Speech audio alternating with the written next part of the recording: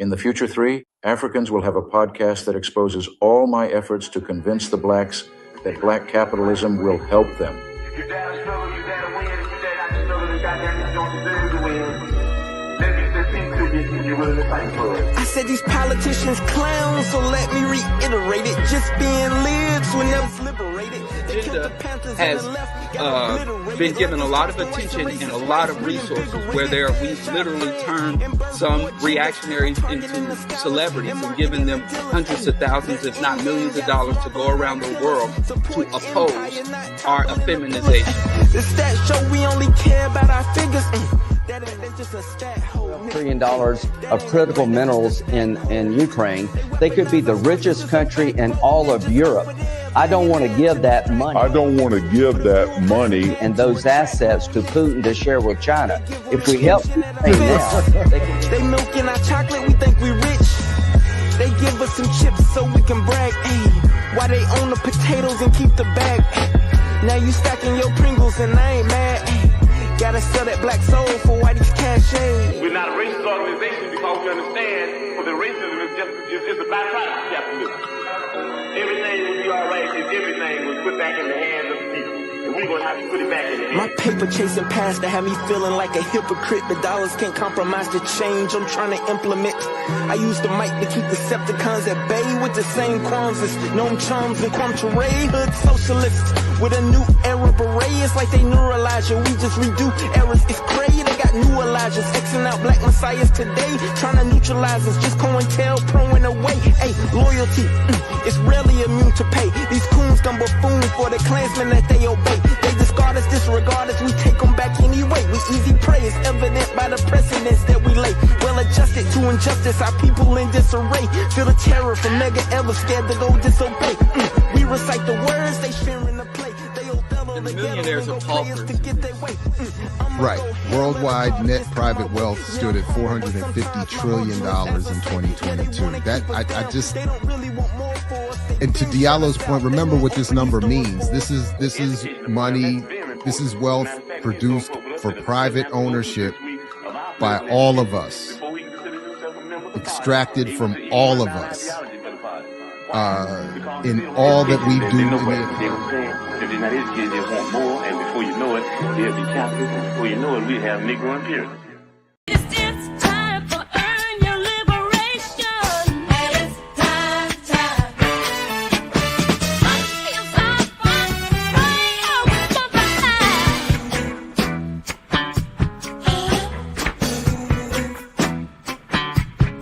It's time for earn your liberation. It's time for earn your liberation.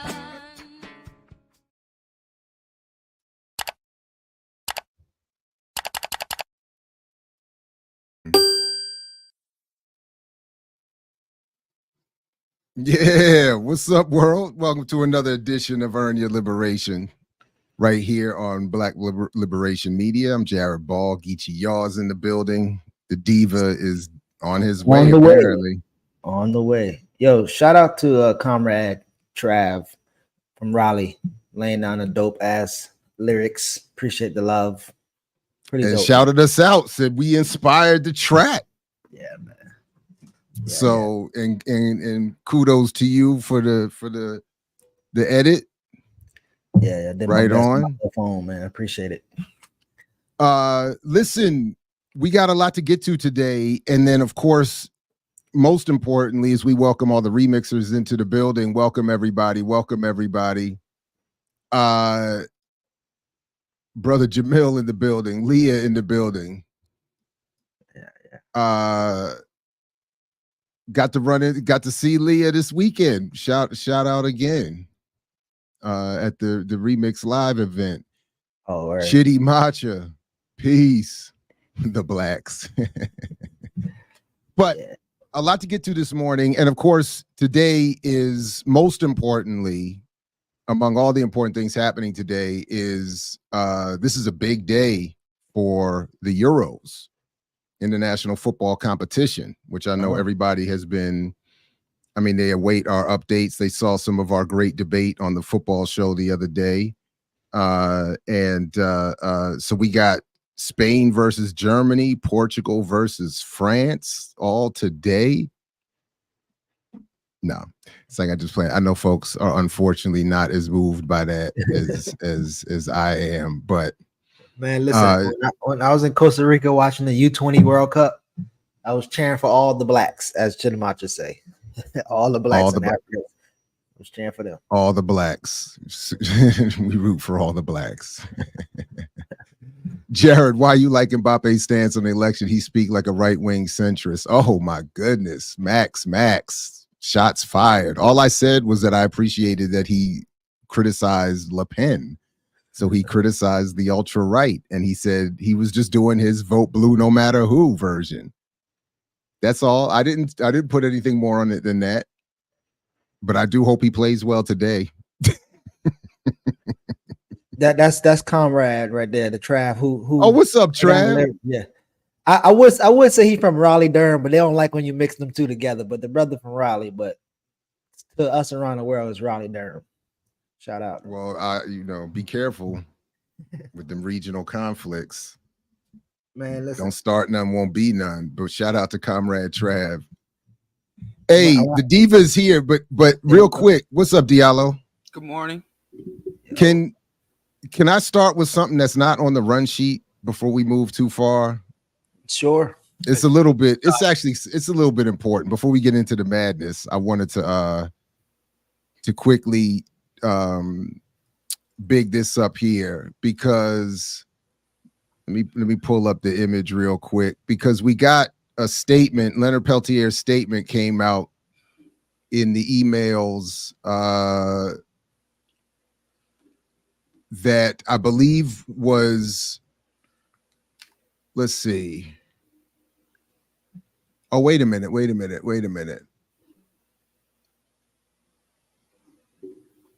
Okay, so he wrote this apparently on the 26th.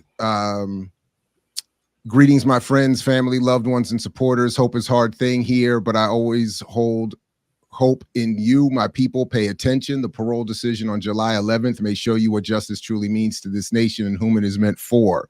So we already know the decision came down denying his parole. Living in lockdown, time has twisted into something that has nothing to do with minutes, hours, or years. They have taken what little freedom I have outside this box. Art gone, ceremony gone. Yet they will never take the spirit of a sun dancer. I have never given them my integrity. I remain undestroyed. I will not pretend my body is sound. The lockdowns have been tough on all of us in ways I cannot begin to explain and those on the outside cannot begin to imagine. I am counting on you if this decision does not go my way. I always need your prayers. I need you to demand that this country finally commit one act of justice. My attorney assures me that the battle is not over until it's over. She will not back down. I'm counting on you not to back down. My time is running out here. With no medical care. I do not fear death returning to Mother Earth's womb, but I do not want to die in lockdown. In my solitude, my mind often returns to Raymond Yellow Thunder. The profound tragedy of Raymond's murder sparked change in our people and showed them who the American Indian movement is. I'll come back to that in a second, but I am going to, just for the sake of time, come to the end of Peltier's statement here. Oppression is rising, running like black mold through every facet of society. We must stand together and let society know that indigenous lives are not cheap. The lives of our oppressed brothers and sisters are not cheap.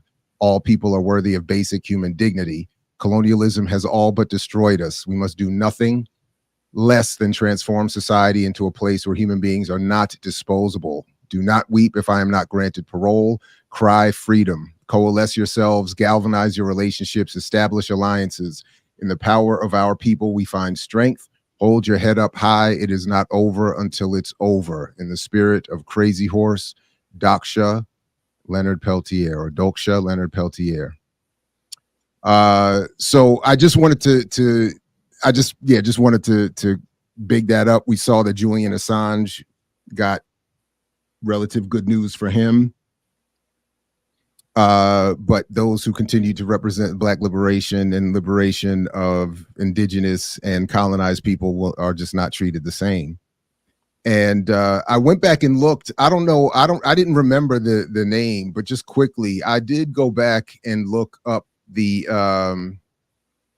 the case mentioned there of Raymond Yellow Thunder, and was just quickly that he was mentioned. Leonard mentioned him, and he died in February of 1972 after sustaining a beating from a handful, and I think two brothers, white farmers, beat this man, saying earlier in the night, having been heard saying they wanted to go target Indians. And they brought him, they tied him up, beat him up, tied him up, and brought him into one of their American Legion clubs, forced him to strip, and where he was gawked at as a spectacle, half naked and beaten. And then he was just left where he died of his wounds a couple of days later. And that galvanized the American Indian movement, and sparked what would become the Pine Ridge, or the Second Wounded Knee incident, where the FBI agents showed up on Pine Ridge. Two of them, I believe, were killed. The state says it cannot determine who did it, and has continued to punish Leonard without appropriate cause for all these decades. So when I saw again that Julian got out, or is getting relatively out, and as he should, it just reminded me that these folks that I'm sure are not getting the same level of conversation in many spaces are still there. So, all right, thanks, fellas. Thanks, everybody. Just wanted to get to that, and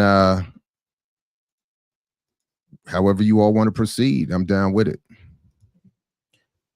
You on mute, Diallo. I just have to say, ending abuse is not justice; it's a relief. So I would say Julian Assange has been granted some relief, but there's no justice there.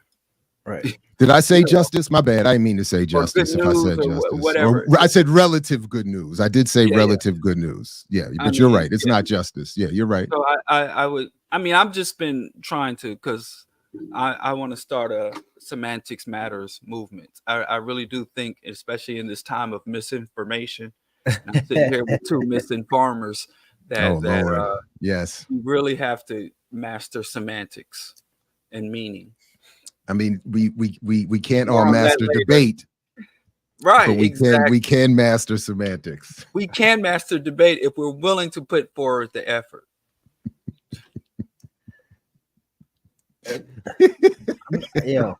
Sometimes I don't want to argue about semantics, and I do think it's very important, because celebrating it as a win is very interesting. You talking about Julian?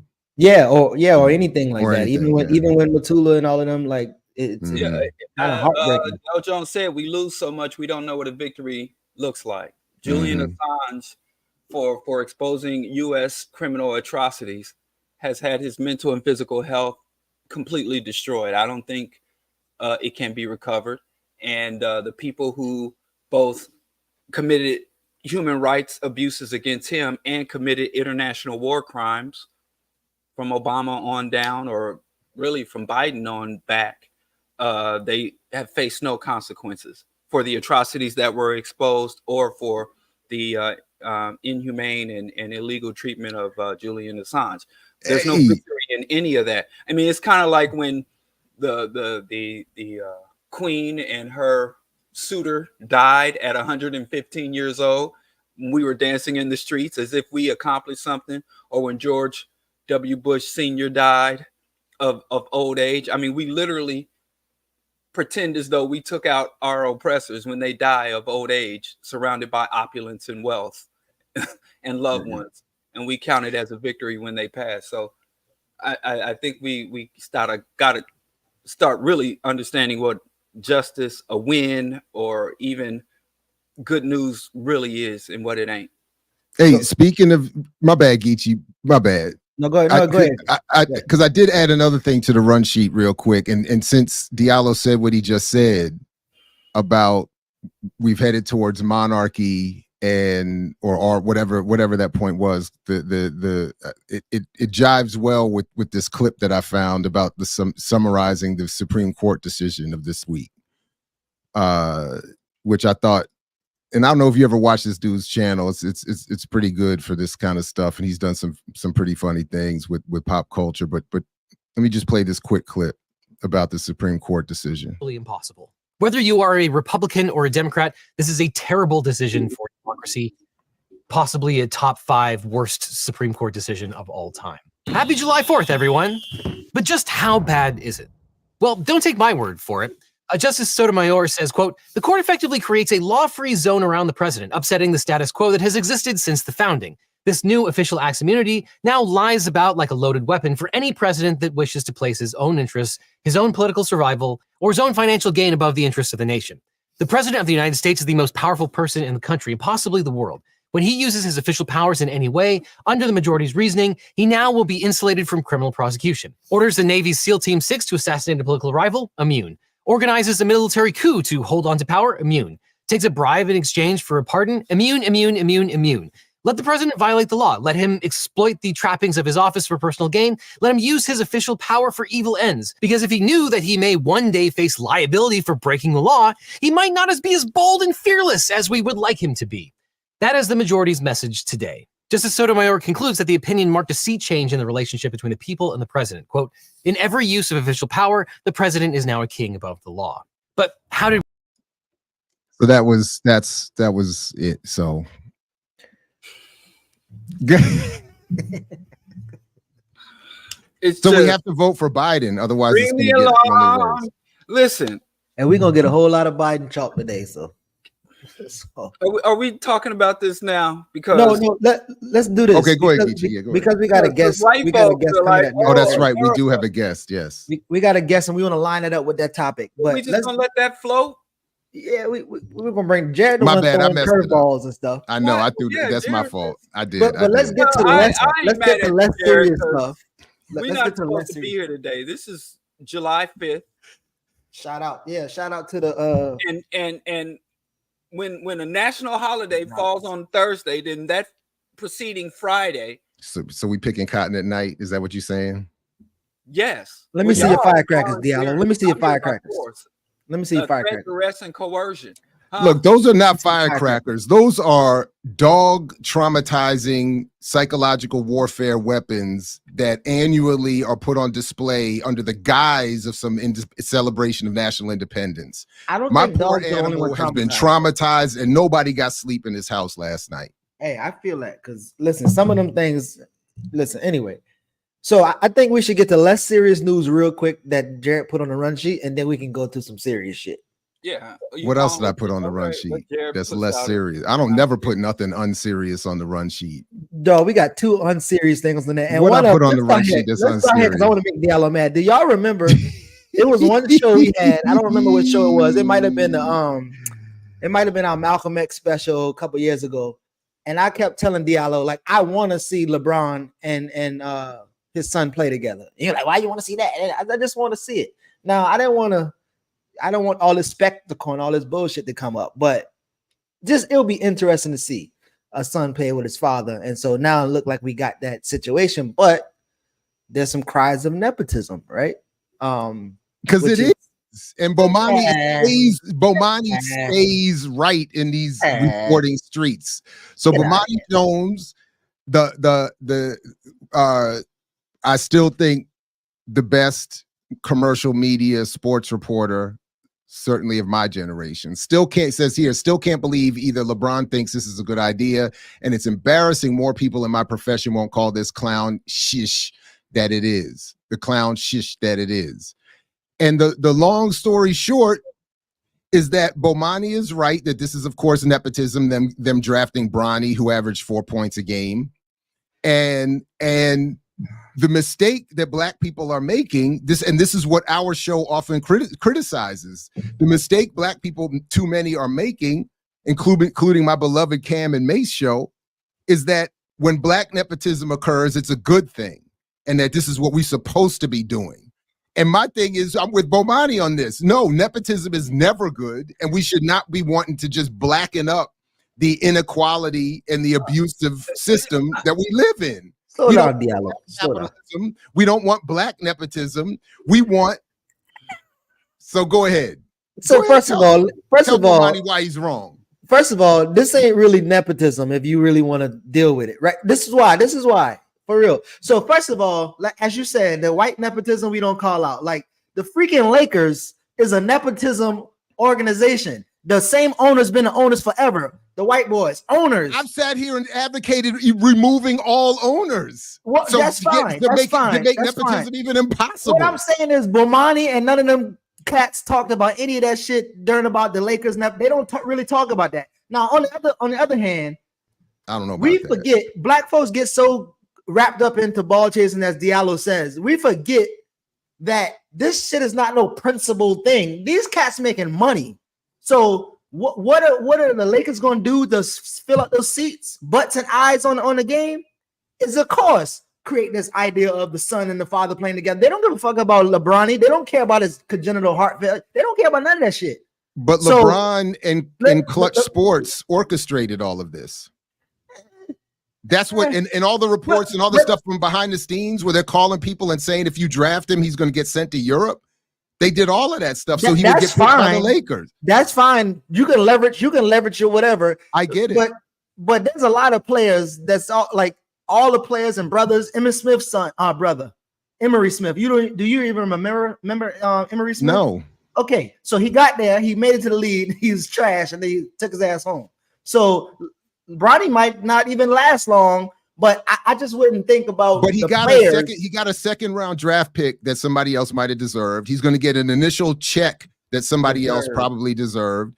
I mean, I'm just saying, who would have earned it? He did not earn this draft. Come on, man. There's no way if he was not LeBron's son. Y'all question. And then I'll just stop here by saying, if the logic is consistent, we should absolutely condemn this because our whole show is based around condemning black people who want to put a black face on the inequality and claim progress. We don't want to create just another black billionaire, black millionaire. But go ahead, my bad. Go ahead, Diallo. Sorry. Let's say a more worthy ball chaser got that slot. How would it have positively affected the black community? It wouldn't. Zero. Oh, okay. That's part of the reason why I don't care if LeBronny or whoever or whatever get it, because at the end of the day, the people who are going to benefit but that's a change of the argument, Geechee. No, well, this is what I'm saying. But the people who are going to benefit from the most of it is the owners who are going to benefit for all this intentions and that's why Bomani's argument is the correct argument in this case. His whole point was criticizing the black champions in the media sphere and in the public sphere who are saying, hey, if whites do it, we should do it too. And if there's black, that's his whole point. And my point is, and so nobody's arguing. I'm certainly not arguing that if a worthy draftee were to have been selected, that black people would have won some victory. Going back to our semantics point a minute ago, I'm not arguing that. I'm simply saying that the people who are claiming black nepotism is good are the same people who would say black capitalism is good. And I'm saying to stay consistent, we should condemn it. And in that instance, I think, of course, Bomani is correct. So, okay, well, nepotism, granting an advantage, privilege, or position to relatives or friends in a occupational field. So there's no way this man does not get drafted if his father is not LeBron James. That's right. But if the coaches or the owners, that they want to keep LeBron James happy or they want to sign him another year, aren't they pulling more of the strings than LeBron now? No, because LeBron is first of all, they're the owners. LeBron is using his leverage to get his son on the team. So I get that. I'm not even mad. I'm not even mad that he did this to get his son elected. What I'm more bothered by are the black champions of this as a collective victory. And that's the point I'm making. Okay. That's where I think Bomani is correct. Yeah. And he's correct to point out we should not be advocating a world where we just blacken up the inequality. And that's basically all that they're saying we should be doing. Okay. I won't argue about the black versus white nepotism. I don't see LeBron. I see LeBron having heavy influence, but again, I see the people who are actually having more of the power, the people who can pay LeBron, benefiting from this more than him. Look, And again, even if that young boy don't last long, again, because the dude literally passed out at USC. I get it. He's not healthy, or he had some issue. I don't know if he's not healthy. He did have congenital heart issue. Congenital heart failure. I'm with you on that. No, it's not congenital heart failure, but he has a congenital heart condition. I'm sorry. I don't know if his heart is in a state of failure, but he has a congenital condition, which means it's genetic, or he was born with it. So yeah, he does have a certain amount of risk. But I'm also not denying that people have are access to the best health care and preventative health care, and he's a class enemy. And I have a much bigger problem with inheritance and the concentration of wealth amongst the elites, whether it is the Negro or white elites. If your father want to get you a job, that's fine. But what's more alarming is how wealthy youth inherit 80% or more of all wealth is not earned through some hard work or innovation or entrepreneurialism. The number one way to be wealthy in this society under this system is to win the testicle lottery. So last thing, again, but so just real quick though, would you say again? I hear the online argument, but would you say? But you got to read the comment. Remember, we got to read the comment. I didn't even see it.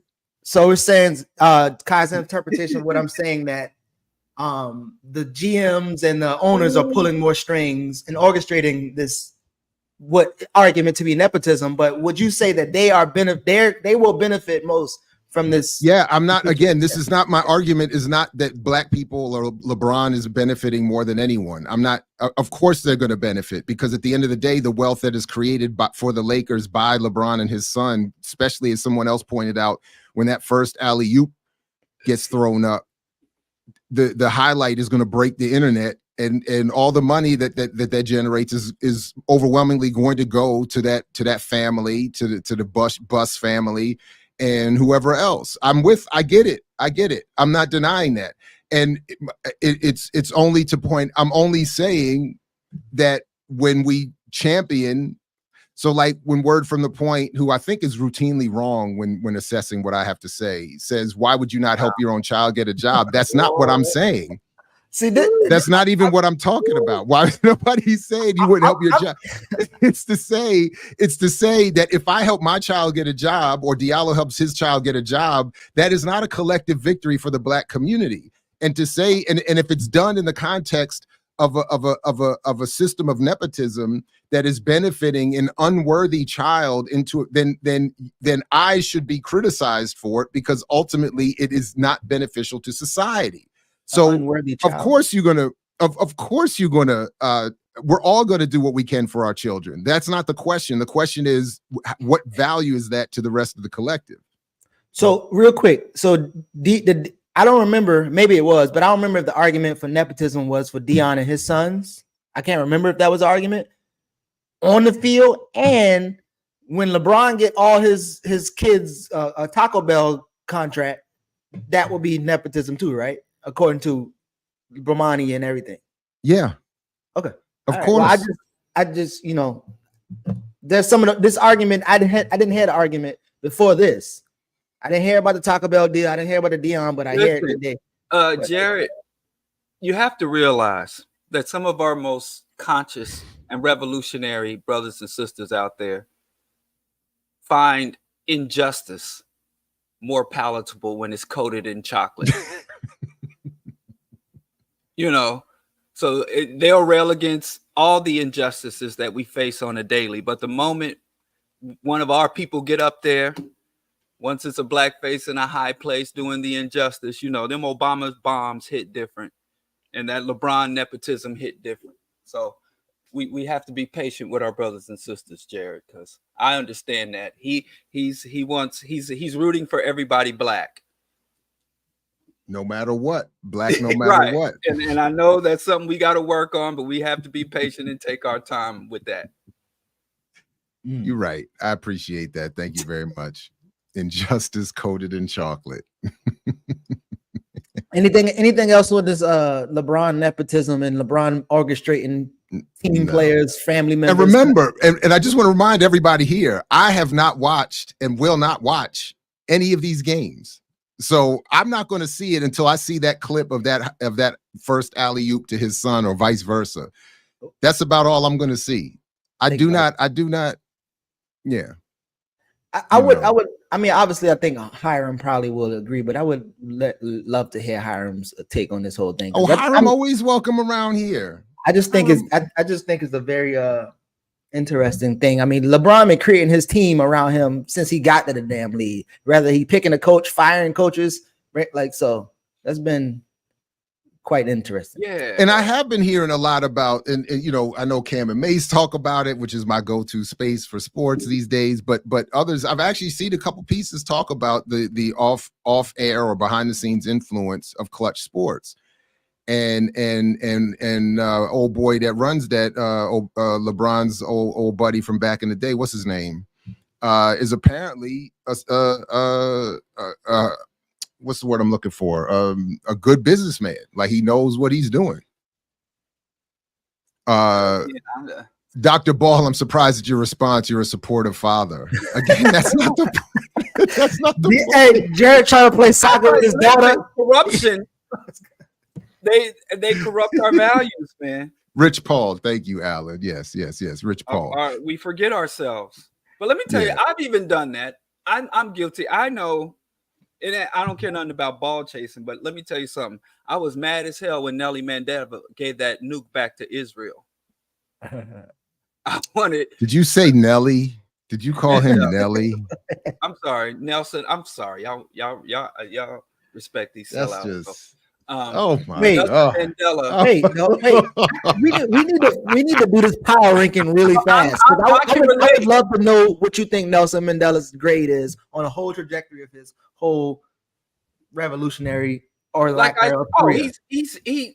he didn't apply to the program. He didn't get admitted to the program of a revolution. He flunked out of revolution. So he's not even a C. He don't even get a C. He don't even get a C. Did he get a C? World Bank.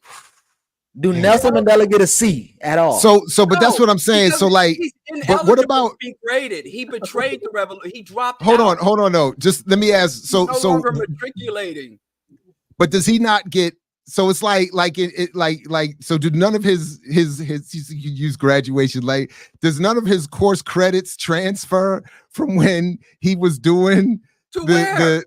From you drop when out he was of the revolution? How you get a grade? You drop out of school. Are you still grading students that don't show up in your classroom, not even enrolled in your university, Jared? Yeah. Are you chasing down? But they still get to keep the credit. No, this power ranking is going to be fantabulous. I can't wait. We can't wait. He doesn't get credit.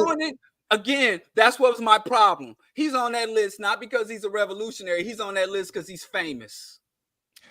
Not for me. I'm not. First of all, I don't know where I have him on the list, but I do find myself in this moment wanting him to get some credit. I mean, the man did not start off where he was at the end. He did not. He started off doing a lot of, whether it was the good legal work, whether it was the advocating the unsanctioned activity that gets you that big T. We need to turn you can't put him into a verb. You can't put him in the. You can't. Wait a minute. You can't put him in the Chuck D. And I'll tell you why. Hold on. And I'll tell you why. Wait. And we can get to this because I got the tweet where Chuck D is out there condemning Cuba. Yeah. At least Mandela linked up with Castro immediately upon release. Personal debt that had nothing to do with the revolution. But again, but you're equating him to Chuck D, who is currently on Twitter saying that Castro would have just wanted to cut the heads off of black people. That's not, you can't put them on the same. He sucked at doing it. If that was Castro's goal, he was really. But that's my point. Chuck D is listen. Look, man, Chuck has look, he's fallen off. This is a mighty big fall. Oh no, but I wouldn't put him in the language. Chuck D got put on. We in the hood, we call that getting put on. You getting them Fed checks. He got put on. He didn't fall off. Okay, he got put on. Okay, records, you ain't making no money. You ain't. We got one more unserious thing to get to that they put on the run sheet. One more unserious. Chuck D got put on. Language, gentlemen. All All I'm right, saying what's the is, other one? Well, speaking of nepotism, my speaking of only nepotism, point was I had been opposing nuclear arms proliferation and nuclear weapons my entire conscious life. But then when I saw a sovereign black nation with a nuke, I'm like, yeah. And when he gave that nuke back to the Zionists, because Israel was like, we gave that nuke to to the apartheid. But that was always part of the deal. So that was he never. It's not that he it gave was it part back. of the The deal, deal but to he's a get out was politician. that you're not going to have control over the banks or the military. So he never. It's not. He never I had the know, banks and he never had the but military. Listen, how many puppet regimes like Nelly Mandela set up by the white man went reneged on their deal? Saddam Look, Hussein but that's what I'm saying. reneged But you don't want to give him credit for decades in prison. Yeah. Well, what? Listen, we're not sending Diallo to prison because we're not going to send Diallo to prison because he's just going to stay 10 toes down in prison. But he blew any type of reverence or sympathy or support I could have for the man. He blew up. He cashed in all his social capital. He cashed that shit in. Well, and he came in with an abundance of wealth, of the love of the people. I was there when folks literally had a ticker tape parade for this man.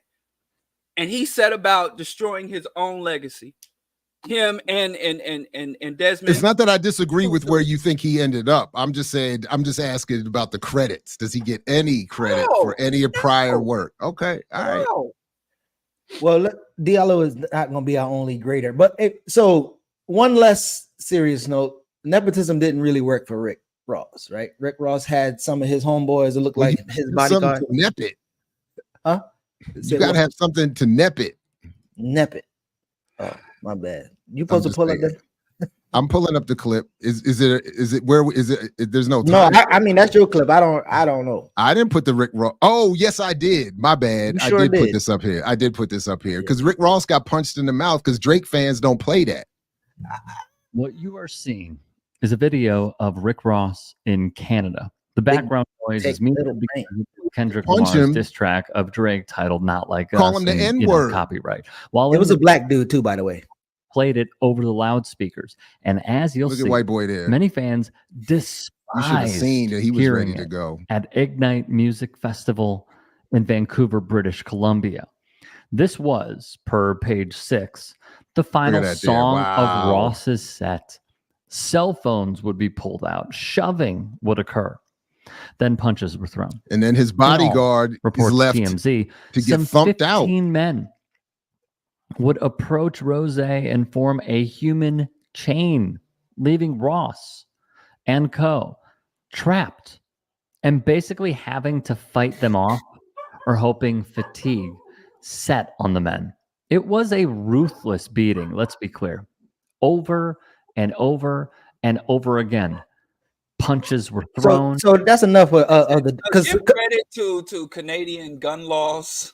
No, but it's wild. Like, so obviously the little bodyguard, like I actually was trying to look into what happened, why, because it was just really annoying. I didn't really want to look too much in it. But the bodyguard, that guy who's getting jumped, like after he's getting beat up, Rick Ross and them just kind of he just walk away.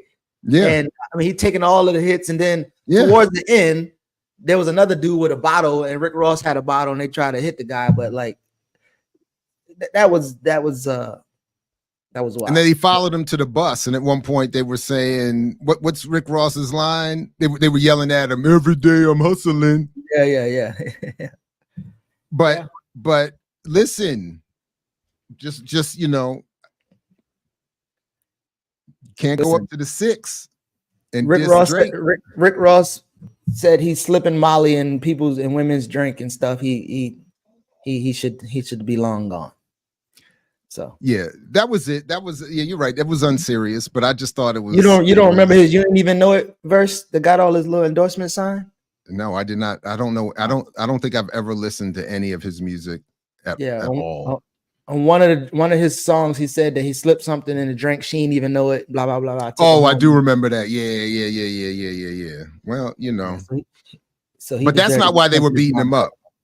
I think, I think that in all seriousness, I think Drake, if Drake was anything that anybody would have wanted him to have ever been, Drake needs to make a statement about his white fans beating up black men, calling them the N-word about it. He celebrated in defense. I know he did. He liked it. He liked it. He Right. liked it. Well, Yeah, that's a statement.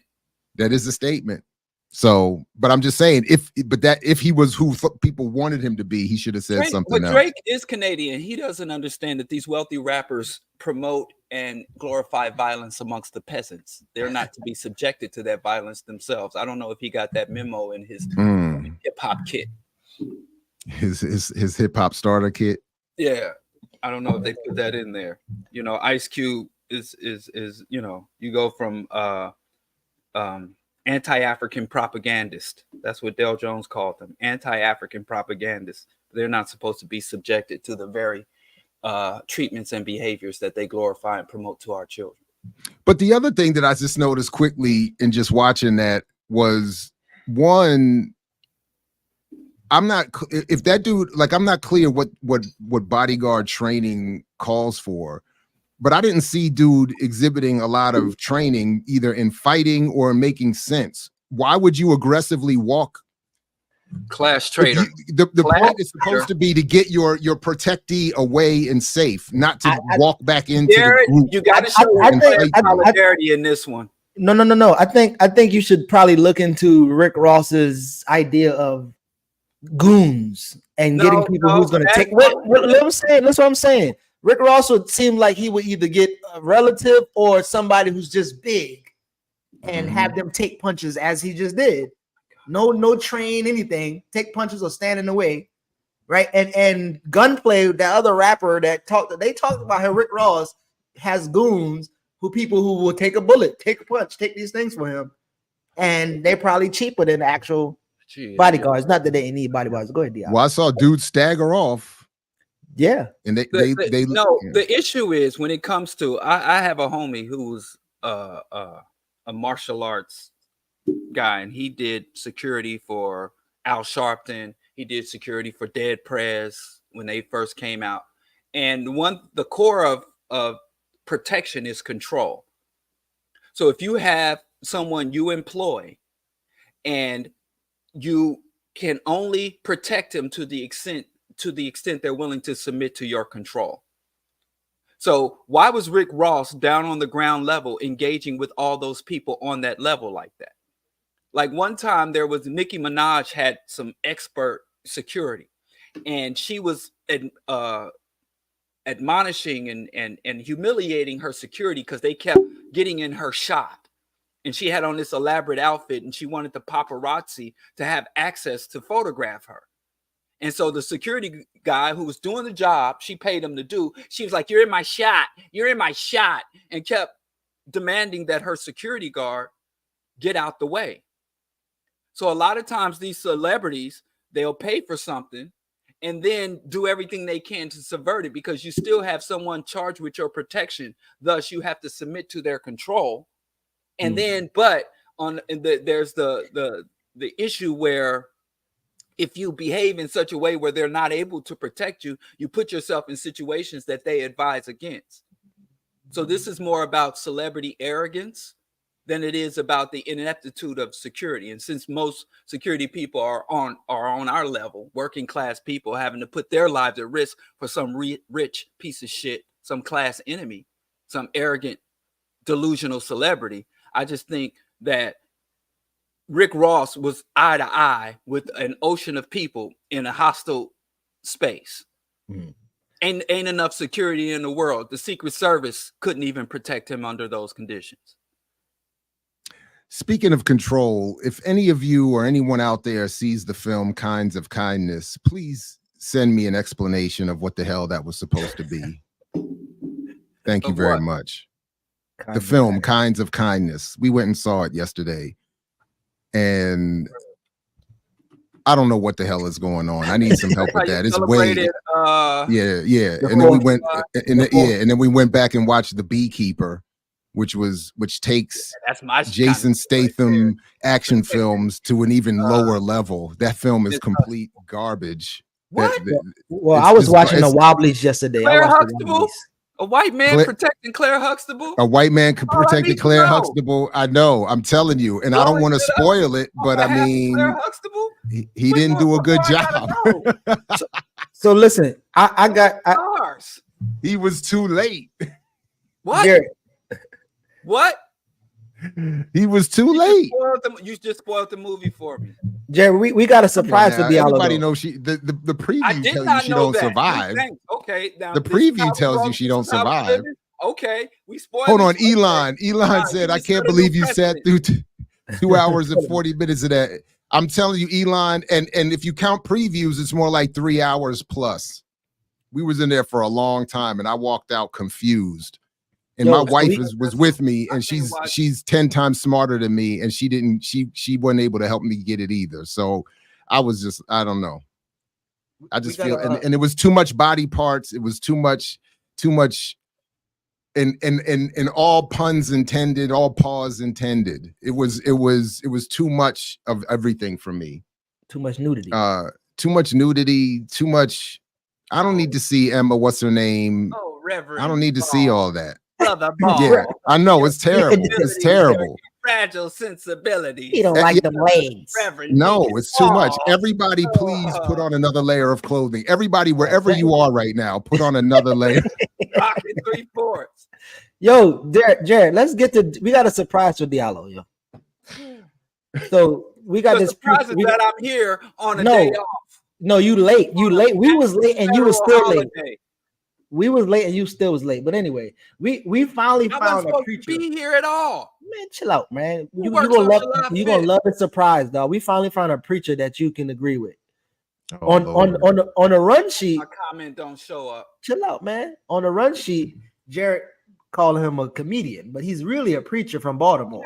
Why you call him a comedian? I thought that was just the show. Is this the EYL inspired comic link? Yeah, but here, like, so you can either go to the YouTube one or the full clip, because I actually went. Well, where do you want me? What clip am I getting? Oh, so the full clip. Oh, stop at 38 minutes. Well, where do you want us to start? It's queued up like it's always. Okay. 38 minutes. Oh, you said queued up like it's always. You hear that? That was slick, Geechee. That was slick. I'm just glad Geechee sharing something other than Charlemagne the God. Like, why did you keep doing that, bro? We gave him a day off. Sure? Let's pause for a second. I don't want to be implemented in a stalking case. I don't want to be first of all, it's in a stalking case. That's all. First of all, God. Charlemagne unfortunately has the biggest little media, political, entertainment platform on the planet. Yes, so it's not my fault that most of the stuff in the stuff. Bless your heart, you're right. Most of the stuff you put on the run sheet or agreed to on the run sheet happened to be in their space. So don't do that. I know you're not. You're totally anyway, right. Go ahead, play the clip, man. Go ahead, play the clip. The world. He's you think they know what they're talking about. Or there's some idiot on TikTok or Instagram saying, let me tell you how to be wealthy. Let me tell you how to be wealthy. You've got to leverage debt. They try to get cool words. Leverage debt.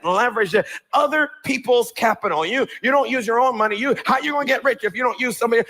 Just, I'll tell you when I'm in the Bible and I'll tell you when I'm Stephen. This is Stephen. Can Stephen just stop for a second? First of all, I find the people that are on these different things telling you how to get rich by taking out debt, oftentimes they have a massive amount of income coming from somewhere else. And them servicing and paying that debt is not a stress for them, but they're not talking to wealthy people. They're talking to people who do not have a massive income coming from somewhere else. And hey, you could do it because you got 10 million stuck in the bank. But as for me that ain't got 10 million stuck in the bank, that will drown me.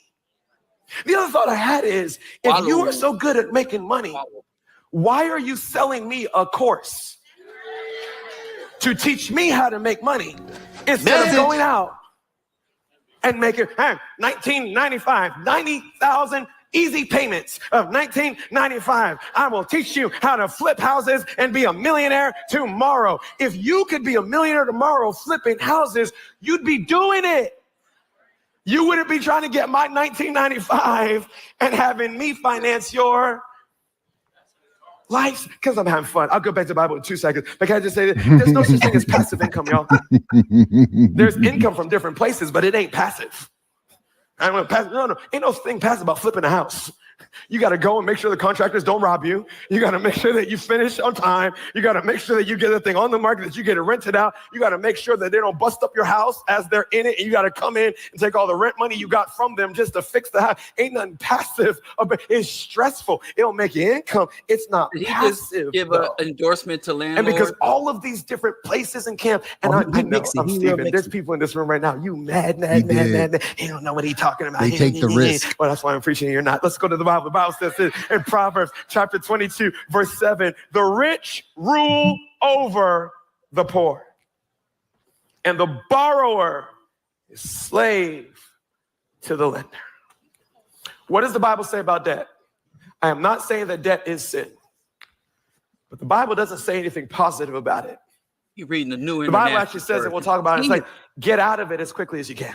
NIV ain't working. Don't keep it around. Even. Psalm 37:21 says this: the wicked borrow and do not repay, but the righteous give generously. So now he's also saying that the poor people who are in debt listen, are wicked. So poverty is wickedness. Listen. Can I recommend a Bible verse from the real Bible, the King James version? The King James version. Which one? Enunciation. I didn't told you about your enunciation. It's the King James version. I would like to recommend to the congregation Isaiah 38, chapter 1. Teach us, preacher. Teach us. Oh, exegese that voice for that verse. Isaiah, y'all know, we all know that chapter. Exegese that verse for us, house brother. in order. Preach, brother. The one about get your own house in order. Oh, Diallo comment on that. Oh, Diallo, you use a mother son. The only scam bigger than selling get-rich schemes is selling salvation and an eternal afterlife. Set your own house in order. Isaiah 38:1. So I'm teaching. I'm teaching a preacher. So listen. So this and you preacher, said he's from Baltimore. Yeah. So he's a preacher from Baltimore, right? And so I in my Bible thumping days, I did take homiletics class, and this dude is a master in homiletics. He know how to engage, re-engage, and do all these other things. And as you said, Jared, he looks like a comedian when you see his Instagram clip, but really he's a preacher. So I really thought he was a comedian. That's how far removed from the word and the flock you are, Jared. You so far. You have gone so far astray in your walk with the Lord that you can't even tell a comedian. I can't even. No, but listen, I think that's poetic. I think that's poetic, though. That's poetic. That's good. But we got that on point. But we got to be clear. I put on the run sheet EYL inspired comic. You did. I just want to be clear because I did not know until this minute he was a preacher. That is I'm trying to tell you. So listen, he has his whole sermon. Listen, I hate. Let me finish this real quick. He had his whole sermon, right? So this idea of getting a grip on his finances. As this dude was talking, all I heard was as we talked about before, the white man named what's his name? Dave Ramsey.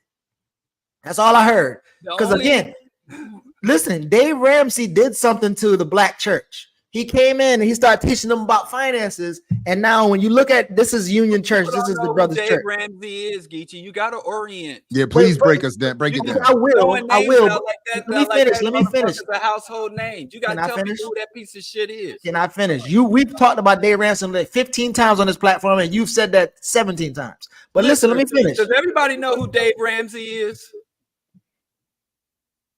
But you assuming I said we all ain't on the same reading level. All I'm saying is we've talked. Okay, right, go ahead. You go ahead. Teach us who Dave Ramsey is. Go ahead. All I'm saying is what I'm saying is we did this 5 times already. So go ahead. Teach us who Dave Ramsey is real quick again. I'm not saying teach. You don't have to go into his or tell, teach, however, no semantics. My bad. Tell us who Dave Ramsey is. Dave Ramsey is a financial guru, and his tagline is the only way to financial peace is through the Prince of Peace. So he uses Christian principles to teach not financial stability, but personal debt relief and personal wealth accumulation. So he teaches people how to accumulate capital and personal wealth through using fundamental values of the Bible, Well, at least that's his promotional. That's all. And he has a syndicated radio show, and he's been on a public figure for decades. But I'm sorry. No, I mean, again, we've talked about Dave Ramsey several times. We got new listeners. I know that, but we're gonna get to it. So the new listeners ain't gonna know it no different than the old listeners. They can go look up Dave Ramsey, or we can talk about it. But anyway, the point is, as he's talking, all I heard was Dave Ramsey. And when you look at his, again, as Diallo says, you go to finance, is a bunch of Dave Ramsey books and John Maxwell and more Dave Ramsey and more Dave Ramsey. They even got another person from my hometown, Stephen Furtick, who's a mega church preacher too. And so when you listen to the brother speak, he goes from this idea of secular financial literacy, he scare you away from that and gives you the spiritual financial literacy. But again, his re-engagement and engagement homiletics allows people to kind of stay engaged and not really even think about some of the things he says. So even as Diallo was pointing out, he was contradicting himself a couple of times. He started reading out stats. He talked about how 70% of business, 76% of business out there have non-paying employees. So he talked about that, but he didn't get into the 2.6 or the 95% of black businesses being sole proprietors. So he's weaving in and out of this conversations and talk, and he's contradicting himself again, as Diallo said. But again, his idea is to get you away from, and somebody pointed that in the comments, to get you away from these financial experts who's selling you these classes. But technically, he's still selling you too, because he recommends that in order for you to be financially blessed, you have to keep paying your 10% to God. If I could Thanos snap and get rid of an institution or industry, I would definitely pick evangelical Christianity to snap away than these financial scammers and hustlers. The church does far more harm over a much larger period of time to many more people than these financial gurus and financial hustlers. Well, and collects way more money from the masses. So with no return on the investment. Okay, so anyway, back to this guy and Diallo's constant. Y'all do know, y'all bring up people all the time that people don't know about, and we don't go into deep explanations of people all the time, right? Y'all do know that happens. So now you go from I'm just saying because all do the because wrong. I think you normally set off your commenters to do stuff like you interrupt everybody. Okay, you actually do homiletics well, so you should be a preacher too. You do homiletics really well in terms of your engagement, re-engagement. I'm just saying, which is do theater. Do you not do that, or do we all do that? Which one you rocking with?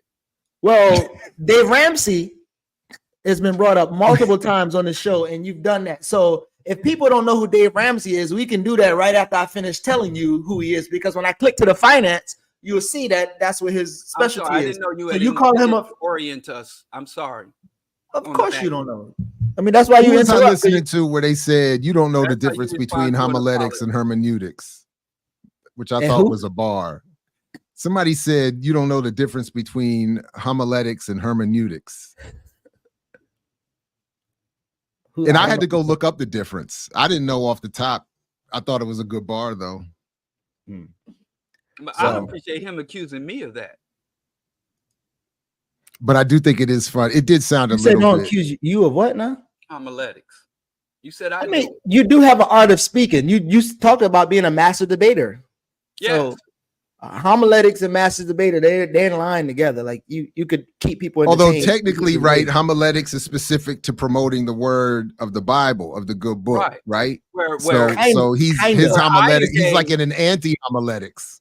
I engage in my skill to bring art awareness, clarity, and relief to my community. Who is this in reference to? And Diallo, we can count on the chat so we don't get in trouble. The chat did it. Two different things, but I'm sorry to cut you off, but do you know I almost bought the Cam Dipset pause hat. And the only reason I didn't, because I when I looked it up, I was about to click it, and then I saw that on the side of the hat has the Diplomats logo, which is all that American Eagle shit in it. That's one of the reasons I never listened to them. And I was like, I can't wear that. Well, now then Chuck D took over their job. Can't fight the power either. Jean Lamont Films, get a grip, Jared. Now pause, Jean. Pause. Hey, quick question. So since we got a little bit of time, before we move on, I wanna show this one clip of no, actually I'm gonna share it. Are we done with the previous topic? I wasn't. Laugh with me, but that made my whole morning. I'm with you on that. You made my whole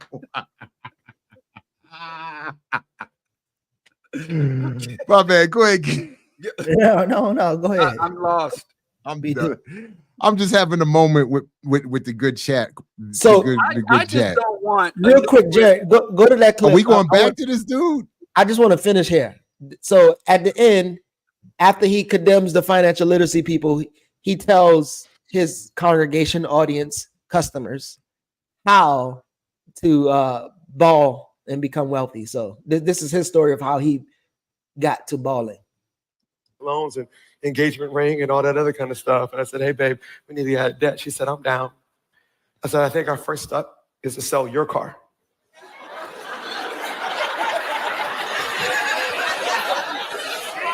That's messed up, ain't it? I said, we ain't got no kids. I work 4 minutes down the road. I think we could make it with one car. Why don't we sell my car? I didn't have a car note. I had a little busted little car. I didn't have a car note on that. You know what this woman said? She said, let's do it. Can I tell you something wild? I was pastoring this church. Wow. This was, when was this? 2013. 11 years ago. Church is 13 years old. Church was probably 300-400 people. Imagine being the senior pastor and the first lady of a 400-member church, and the first lady's bumming a ride. People thought I got like a big head because I had people pick me up for church on Sunday morning. You know, the man of God, I'm too holy to drive. I need my armor bearer, my attaché to pick me up so that I could sit in the presence of God and not be stressed with traffic as I got. No. They weren't picking me up because I was a man of God. They were picking me up because I didn't have a car and my wife was out with her friends on that, girls trip for the weekend or whatever it may be, and I need to get to church. And I was like, hey, y'all, dream team, anybody can pick the pastor up so I can come and preach. You know how embarrassing that was? You know how humiliating that was? Y'all, we were 26. Who cares? The people that were picking us up and driving us around, I don't even know where they are. They're not thinking nothing about me. But for 2.5 years, we knocked out we paid off our engagement ring first, paid off the student loans by 30, y'all. We were debt free, except for our mortgage, but other than that, debt free. Because you lived off of people's money. Give you point number 2, but after we got debt free, instead of balling out of control, we started investing for the future. 7 years later, what future? Armageddon? Their future of retirement. I don't think a pastor should. I don't know that. Well, you weren't there when we were driving one car with 180,000 miles on it and bumming rides from members and paying off debt and building according to the word of God. I don't got time to go here. But people want you to be able to preach it, but they don't want you to apply it to your own life and actually see the results. That's a different story for a different. Come Friday, we're going to cut up on Friday. Number 3, write this down. Secure tomorrow. Secure tomorrow. Secure tomorrow. Sean, how you going to let me preach out all my time? I was having too much fun. Doesn't the Bible say tomorrow's not promised? So listen. So again, out of context, like he even says, people take the Bible verses out of context all the time. And as we just saw, if somebody saw his Facebook or Instagram clip, you would take that out of context. But if you go into the context of his whole message of that whole church, again, it's secular versus spiritual, financial. I'm just noticing something. Are you in Rick Ross's house? Does his platinum plaques on the wall behind you? Yeah. Oh, in Atlanta. Okay, my bad. I was just we bought Holyfield House, and now me and Rick Ross, we roommates. Look at the platinum plaques on the wall. Rick Ross bought a land trust. Records. He bought a land trust, and now he let me be in the land trust right now. Shout out to Rick Ross. All right, well, stay safe. Yeah. Get better security. No, man, I ain't signed up. yeah, for what I security. heard was what I heard was we were broke, and then we just tapped into our greatest resource, ripping off our Selling constituents. real estate in heaven. But yeah, and now we but debt again, free. Why don't I mean, you do the same thing? I think Get your he made salient points about these people having a large influx of income, even though he didn't name the name that they're paying him for those courses. And that's where the large influx. So when you have 100, 200, 500 people like American Sesh or whatever, and you're having these people paying you money to tell you their success story is what happened. But again, this thing is a larger series of called Insecurities, where he take a week talking about relationship and money, and here preparing people to work hard so that they can receive a financial miracle, right? Although they're paying tithes for this miracle, they're receiving the financial miracle by going through his series. And again, in that series, he talks about how debt is a part of life. You just have to learn how to deal with it. And weaving back and forth And you're about committing a sin by not paying your creditors. Yeah. That you're wicked if you don't pay your creditors, regardless of how they came about the money to lend to you or to credit to grant to you. Yeah. Yeah. I mean, I think he also talked about like you can't be wealthy unless you own something. So he literally kind of runs back into the same lane that the people he critiquing says. He just do it in a spiritual realm. Well, and can we go ahead and say that the root of capitalism comes out of Christianity, the Protestant work ethic, and the system of value? I got a book that lays it all out. There would be no capitalism without Christianity. Okay. You want to tell us the title of the book? No. Oh. I thought that was an intro. I thought that was a segue into I think I don't know if ancient futures. I don't know if Wayne Chandler made that point, but I mean he talks about the root. On the Protestant I feel like he talks about the root of Christianity. Yeah. It's downstairs. I gotta go root through it. Y'all remind me, I'll bring it next week. But Christian values: obey thy master, pay thy debts, render unto Caesars. The fundamental teachings and dogma of Christianity merge quite handsomely with capitalism. Even other world religions such as Islam, because of it forbade usury and things of that nature, which Christianity also does. But who gives is this a shit the what book, God The Protestant Work Ethic and the Spirit of Capitalism by Max Weber? No, it's not that one. It's a more up-to-date one. But that's a good one as well. But I have not read that. It sounds like it sounds dope. Extract there, but you can use the Bible to justify just about anything. But there are specific tenets and values embedded in the Bible that were even touched on by Reverend Tight Braids. That if not to pay your debts, Reverend Tight Braids is wicked and against law. So religion, handmaiden of conquerors, and the conquerors became the capitalists. So a couple times. Hold up, though. We can't let Josephus not be answered here, right? If we believe what Jab says about black folks, how can black folks support the church to the point that the black church is this money maker?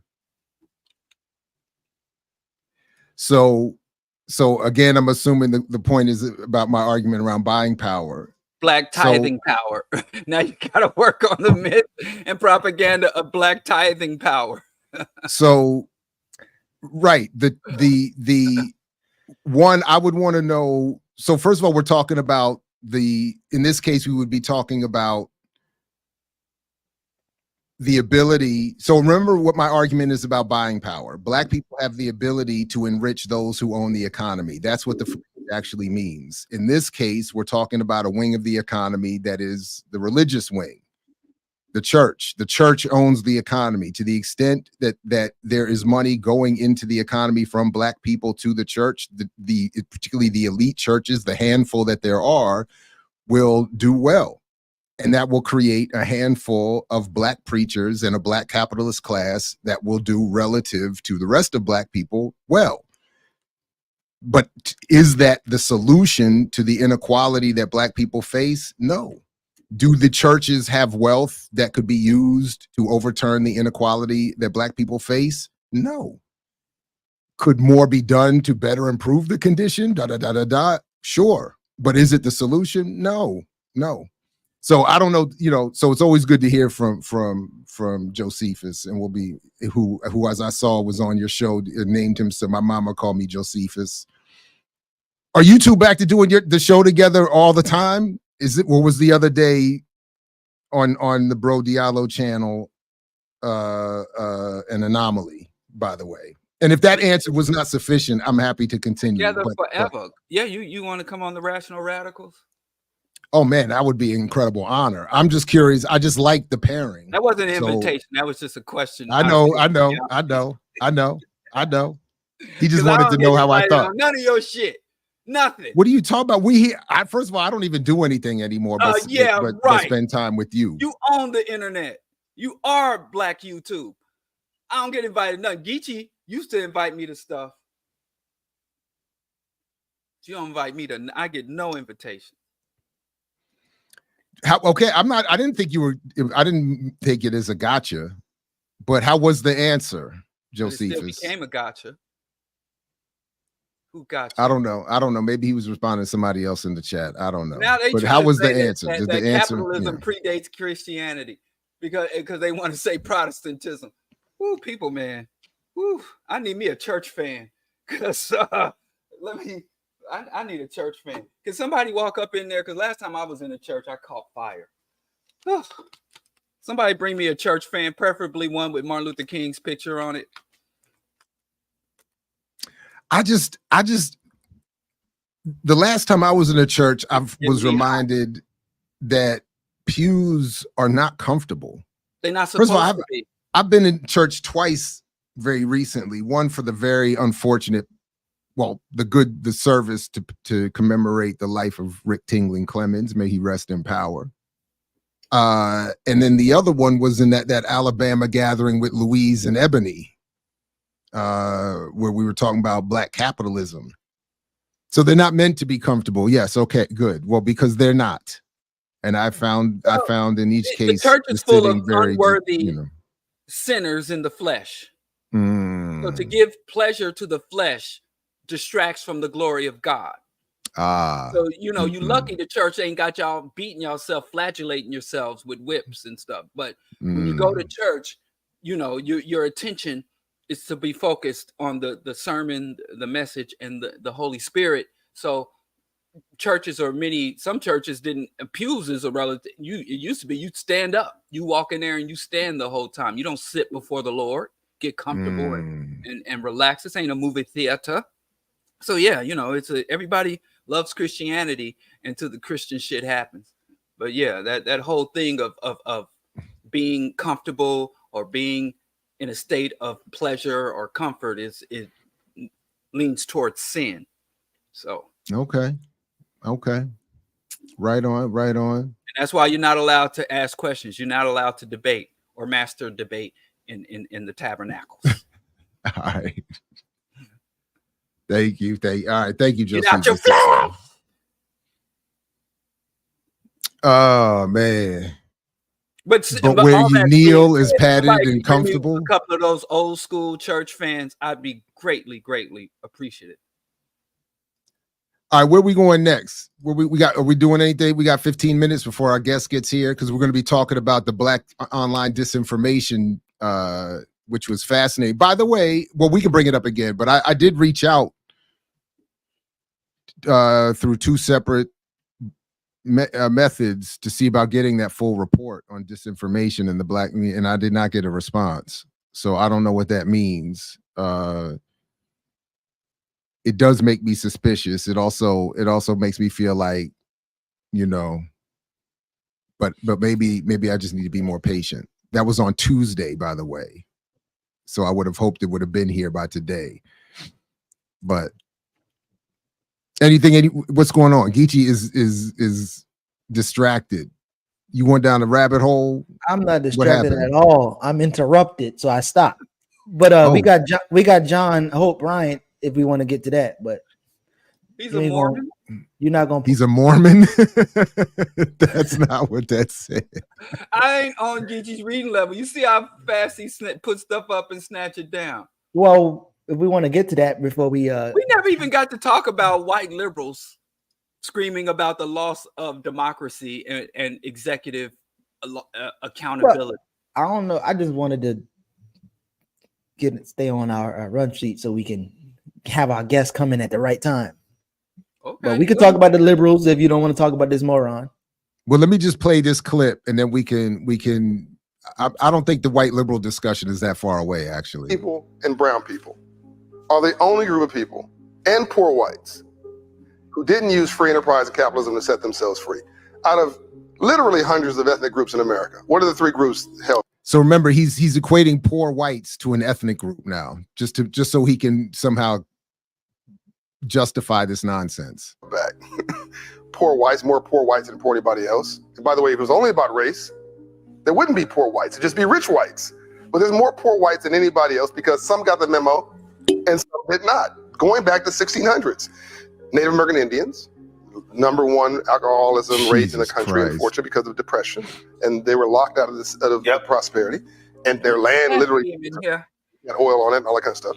And African Americans, not African Nigerians, not African Ghanaians, not African Caribbeans, not African, Africans. There are no poor Nigerians or Ghanaians. The numbers are different because experience is different. But when you give us a business plan and we can understand the rules of engagement, oh my God, we over-index. Black people and brown people. So a couple of things. I write one of my. Can we go back to the tight braid minister? Because it's like we're descending. We are. Go ahead, Geechee. Man, you upsetting Geechee, man. Stop interrupting that poor man. My bad, Geechee. Come back. I'll wait till my homeboy come. Nobody cares about me. Niggas really wait till I start talking to get their shit off. So I'm gonna just chill out. Don't worry. You'll be back there. You can't. And y'all call me a diva. Now you refuse to come out his dressing room. What's more diva than that? Nigga who keep grabbing the mic. Oh, here he is. Don't you big divas grab the mic every time? Like, let me sing. They come to hear me, Otis. That's a diva. Not the nigga to go back in the room. Nigga go back in the dressing room because the diva took the mic. That's why I'm in the dressing room. I'm drinking tea in the dressing room. I'm about to light one up too because y'all stressing my fucking nerves. Oh, he's back. Jared, pass me the stick, bro. Pass me the stick, bro. Pause.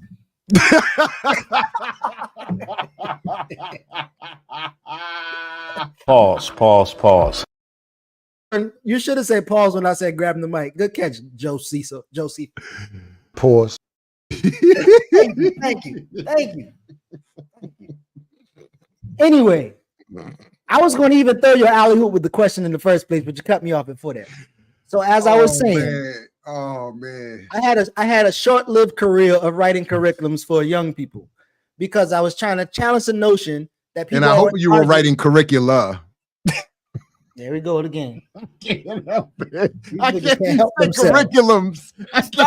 He's gonna scurry off again. Curriculum. You're gonna drive him off. I just lured him out. You're gonna run him back up the tree.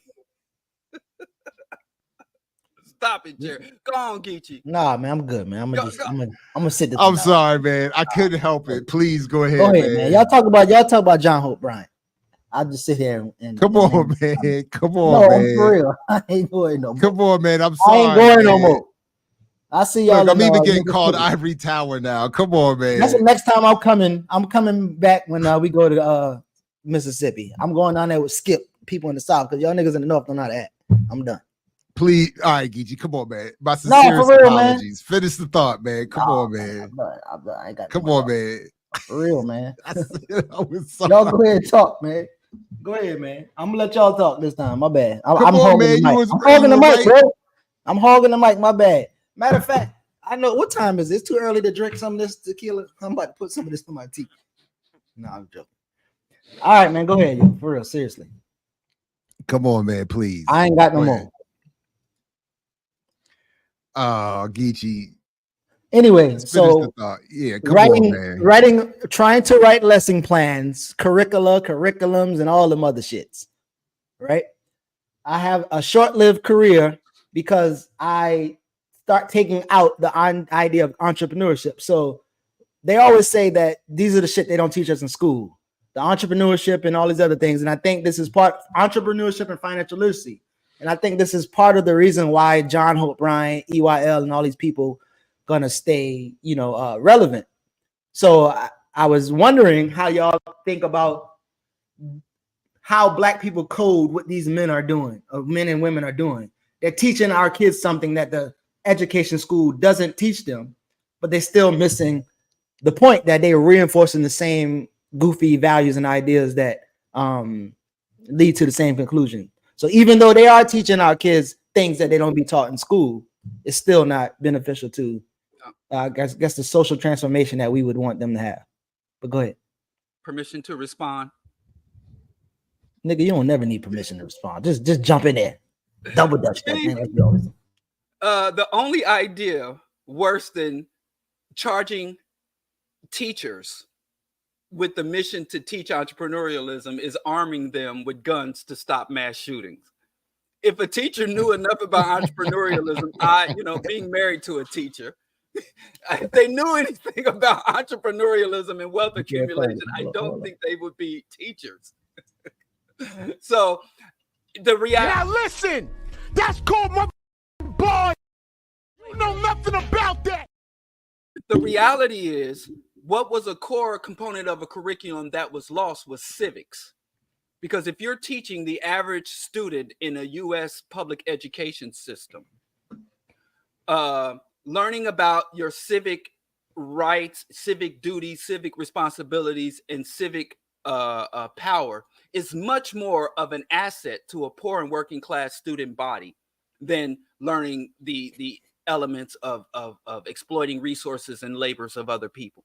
So I think what we really did lose is understanding and taking civics throughout, and the idea was to educate and bring up good, socially engaged and socially educated students. So it's really funny that what really robs people of opportunity and economic stability are public policies and the capture of the state or public apparatus by private industry. And so they say, since private industry has taken over the apparatus of the state or the public arena and dominate it and control it for the accumulation of wealth at the top, and then to teach, well, since there's no more real power in the public sector, everybody should jump over to the private sector and cannibalize each other in that arena. So it's really ironic to me that they're advocating people who, through their life choices, have demonstrated either no interest or no capacity for what we believe to be entrepreneurialism, the accumulation of fiat, to teach it to students. And they put a lot on teachers. At the same time, they under-resource teachers at the same time. So I think that's just another scam or another panacea that they offer us. And I'm sorry. No, go ahead. Go ahead. No, I'm done. Me and Geechee are done, Jared. I was just going to say, I do think, though, that I don't think you need to be wealthy to understand the economy or to teach how wealth is created. So I do think there are a good number of teachers who, shout out to Reggie Jackson, who but know that's not entrepreneurialism, though. But go. Well, they understand, but it's not for a lack of understanding entrepreneurialism that they don't engage in it. It's maybe for a better understanding of entrepreneurialism and its limitation on human growth, civilizational growth, and certainly the potential to develop wealth at the levels required to redistribute, to change the lives of the many. That's all. But yeah, that was all I wanted. Because I don't because part of what they do, what Bryant and those like him do, is work this mythology that, like what Reggie Middleton said to me, that I'm not qualified to speak on the economy because I'm not rich. And that's not I think that's entirely backwards. But I yeah, meant Reggie Middleton, not Reggie Jackson. But right. Oh, right. Well, he tell you Shout out to Reggie J. Yeah, he's. But so I had to clean my palate by reading some Kwame Ture and Hamilton after dealing with John Hope Bryant. And so because he said something that I want y'all to also respond to, but in Black Power, the goal of Black people must not be to assimilate into middle class America. For that class as a whole is without a viable conscience as regard to humanity. The values of the middle class permits the perpetuation of ravages of the Black community. But down here, they talked about, they quoted A Black Man's Burden, how focusing more on free people and not free enterprise. And then as you hear him talk about free enterprise, and again, Jared, as your work on Black capitalism and all this other stuff, like, what was your thoughts or response to this concept of, like, I think he was saying something like Black and brown people haven't engaged in free enterprise or something like that? Well, I mean, he's saying that. So again, it's funny you said that because I am still working on this book chapter, and I just found this other article talking about. So it's funny you brought up Hamilton and Ture, because this article here, Black Power Nixon Style, the Nixon Administration and Minority Business Enterprise. And the one thing that I was just looking at here was the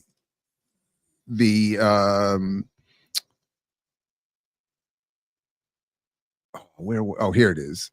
In 1968, Nixon advocated Black ownership, Black pride, Black jobs, Black opportunity, and yes, Black power in the constructive sense of the often misapplied term. Black power was an oppositional but elastic concept which the Republican candidates stretched into a mainstream proposal for Black capitalism.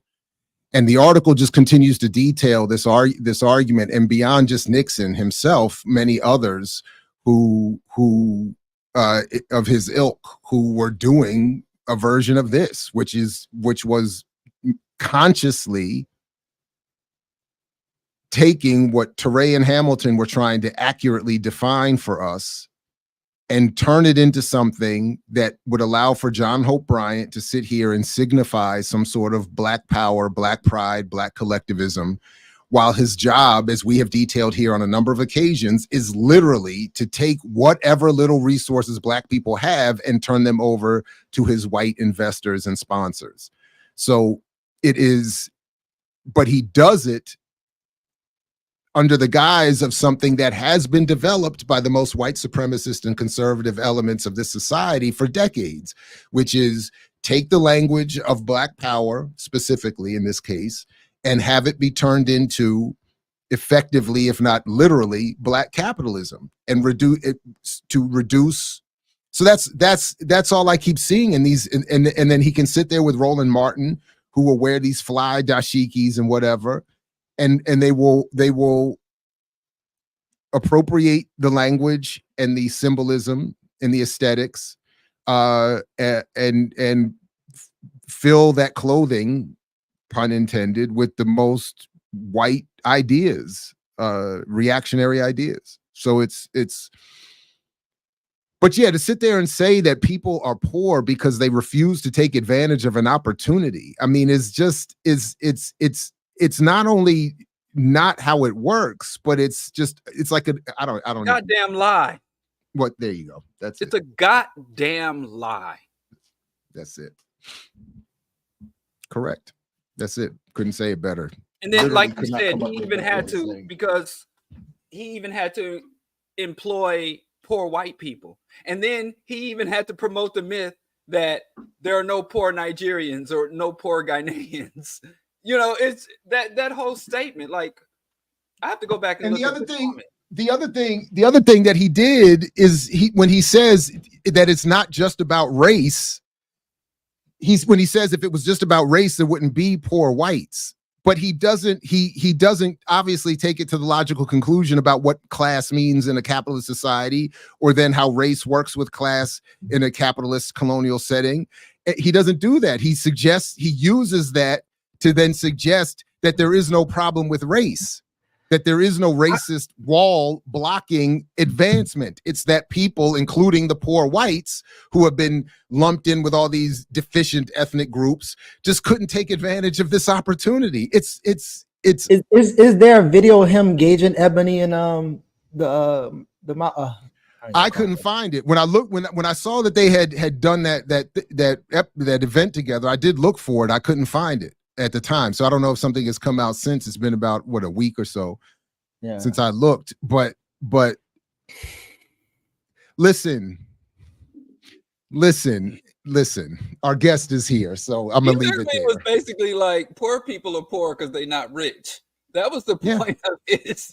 And more importantly, they could be rich, Diallo, if they would just stop not taking advantage of this opportunity. Everybody should be rich. Okay, yeah. Everybody could be rich. Y'all spreading wrong information again.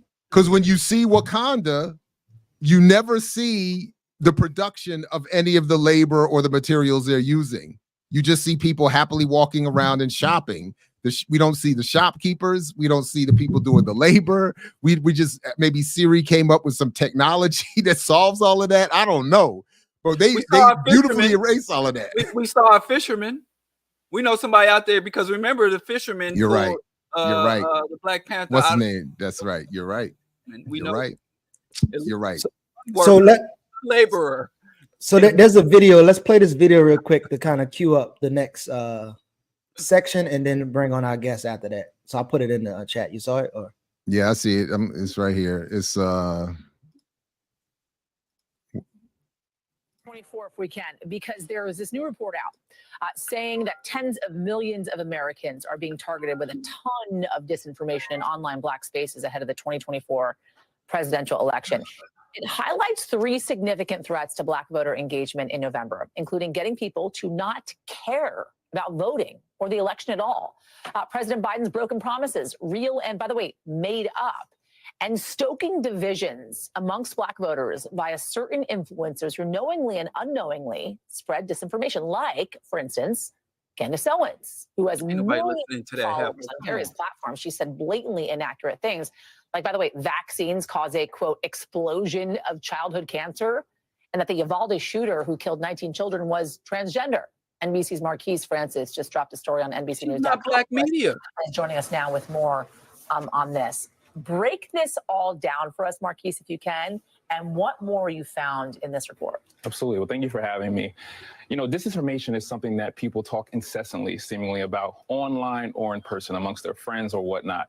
But they don't talk often about what is it and how is it impacting people. So this report out by Onyx Impact touted as the first of its kind to really understanding disinformation through online black communities. And they identified 6 core online networks that are reaching or targeting specifically black Americans. And they named gateway influencers and platforms, far-right activists, and media outlets, the Black Manosphere, Black extreme nativists and separatists, health skeptics, and foreign actors.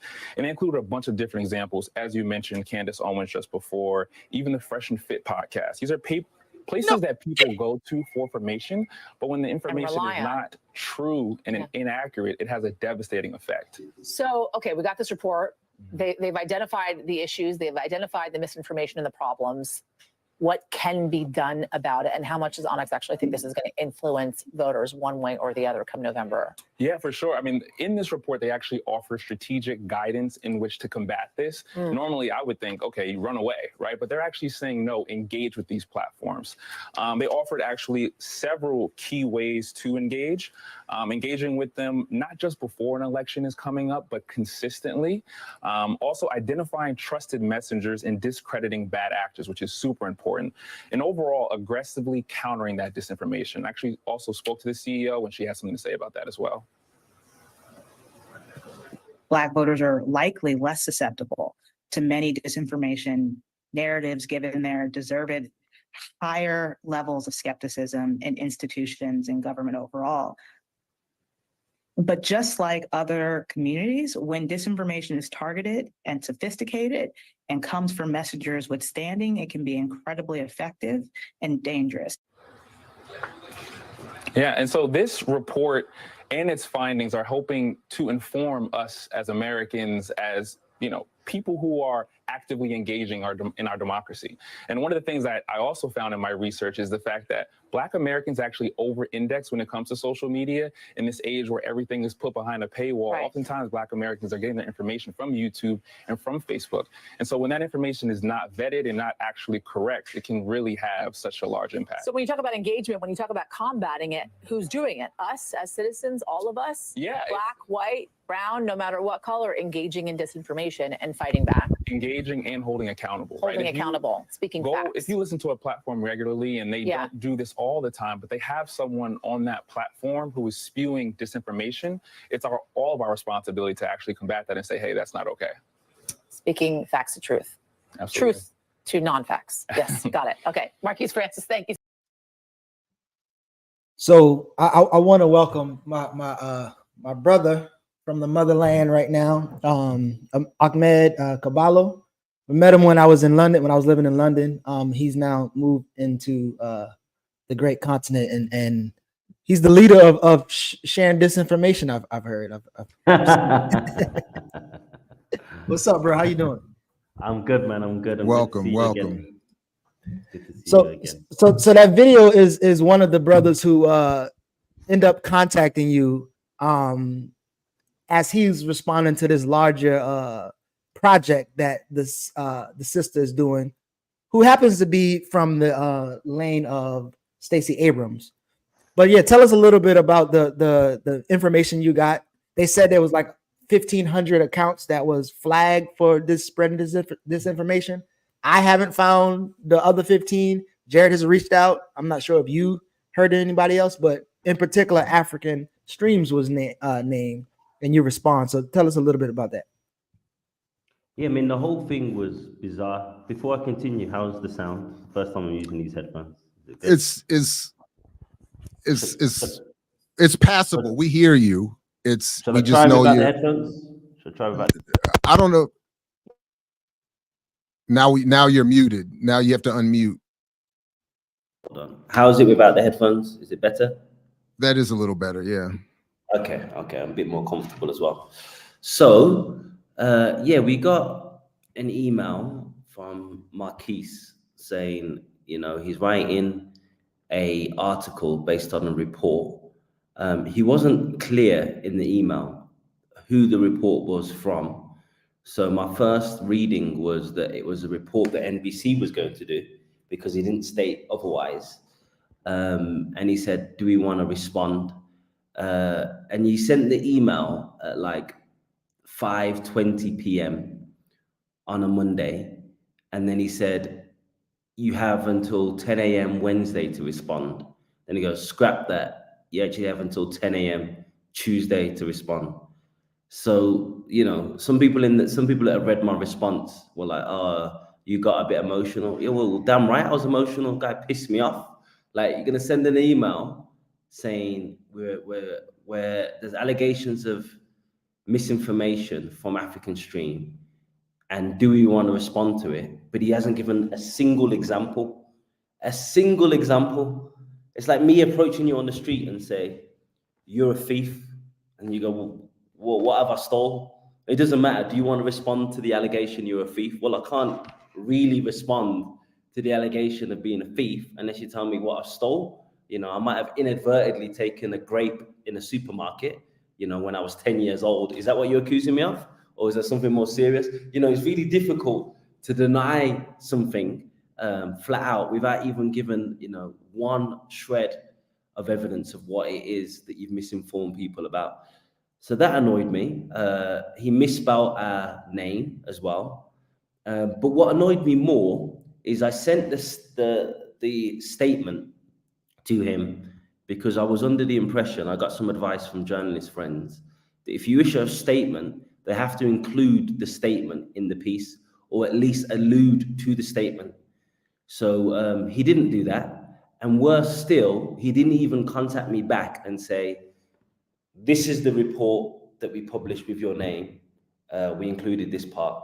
So I only found it as I was just about to press post on the statement that we issued back to them. So the whole thing just kind of stunk of unprofessionalism.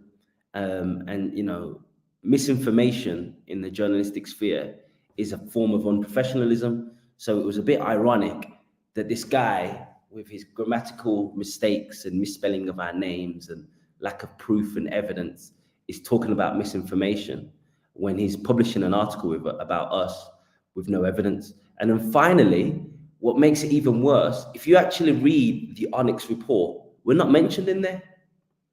African Stream's not even mentioned in the report. So I did want to ask, did you actually see the full report, or are you responding to the initial download of a few pages that we were all able to get? Were you able to actually get the full report that they claim you can get if you reach out to them? Okay. Yeah, that's what because I just wanted to clarify that because you're right. They don't mention you in this initial downloadable report. But they claim, but the NBC story, you are right to say, does mention you as being in there. So are you showing, is that, whose PDF is that? That's mine. That's the Onyx. Oh, I know, but no, I'm saying because the reason, because I have mine pulled up and it looks like we highlighted the exact same things. That's why I was asking. Yeah, that's I was mine. like, how are you showing how are you showing my screen? but so a couple things, like, again, the sister, which I find. Go ahead. Sorry, my bad. Because I wanted us to go through their claims. And so I wanted you just to scroll back, but go ahead, make your. I didn't mean to cut you off. Go ahead, make your. So what I was saying was, like, so she's tied, and they've been working on this type of project since 2022. This is early as I could find them talking about it. And there's actually a team of them, and they have a couple of Latino people. So they have like the misinformation for the Latino people, misinformation for the Black people, and she's leading the one for the Black folks. Again, but she comes from. All of them actually come from Stacey Abrams' camp, and even in the report, I'll put it up again. But as they was naming like the Breakfast Club and people like that, there has been some level of redacting what they said about the Breakfast Club, especially in that article. And they said the earlier version of this article misclassified the Breakfast Club. According to the report's criteria, the report classifies it as a gateway influencer, not as an outright distributor of false information. So that was kind of interesting too. But back to Jared's hold on, I'm sorry, I had to go back to Jared's point. Like there's a couple things that's been happening here. Yeah. Before we move on, I just want to talk about that. Yes, she comes from the Stacey Abrams camp. And she's like, there's pictures of her, with Democrat signs and etc. If you read the NBC article, and you kind of, as a journalist, I always look at something and go, okay, what are they trying to say here? What are they trying to say? So they said, if you was to break it down, that these platforms promote misinformation, and they say we promote misinformation about Joe Biden, and then later down in the article, they then go on and say, but Joe Biden still has a lot of support in the Black community. 2 out of 3 voters under the age of, I can't remember what it was, young people still support Joe Biden. Amongst older generation, they all still support Joe Biden. So don't be worried, essentially. So this whole piece, the aim of it is to frighten people as the elections are coming up, to stop putting out critical coverage of the incumbent president of the United States. That's what it, if you scratch beneath the surface, that's the aim. That's the aim of the piece, the timing, the examples that they give. Candace Owens, I'm not a fan of Candace Owens as well, but obviously she's a huge supporter of Donald Trump, huge critic of Joe Biden. So, this is the NBC, which is one of the media wings of the Democratic Party, doing what it does in the run-up to an election. That's my assessment anyway. No, I largely agree. And that was that. So that beyond anything we were going to talk about today, I was really interested in seeing how the report was put together. And I wanted to see the full report because other than what you just showed quickly scrolling through there, Geechee, this is sort of the problem. If you read the report, so what we're showing, just to clarify for our audience, Ahmed is talking also initially about an NBC story that we just saw in the reporter interviewed describing. What we're showing here is the executive summary of this report that NBC story was claiming to be covering. So I just want to be clear about the two different things that are sort of being discussed here. And then the third piece of it, of course, is the full report, which they do say you can get if you reach out to them, which I have not heard back since Tuesday. In my own request, I would have loved to see the report because I'm very curious how they put this all together, only to confirm after reading the executive summary to confirm or disprove my conclusion that is very similar to what Ahmed just described, that at the end of the day, this is about defining who is going to be critical of Biden and who is not. It is not about assessing the accuracy of the claim of information or disinformation. In other words, as far as I can tell, I haven't seen the full report. The executive summary does not clarify exactly how they've determined or assessed what is accurate or considered disinformation. But when you look at it, as you highlighted also, Geechee, there's that one first giveaway is that one of the initial takeaways is they're looking for, what is it, that they're claiming anyone who aggressively is counter-revisionist or counter-revisionist in their history, or it's critical of civic disengagement and broken Biden promises, which they consider to be part of disinformation narrative. So if you engage in, again, a critique of Biden's White House and the broken promises, you're involved in disinformation accordingly. Now, I don't know how they quite determine that, but the last thing I just want to say in this initial, and I'll stop my ramble here, that you also, Geechee, briefly touched on, is that when you read under the gateway influencers, so they distinguish between the far right wing. So by black, they mean anybody who is black owned or involves black hosts or targets black audiences. And I'm just going to mute Ahmed for a quick second for the background noise, just so I can finish this thought, just real quick. So that satisfies who because somewhere in there is I got that definition of how they're determining what are these black outlets.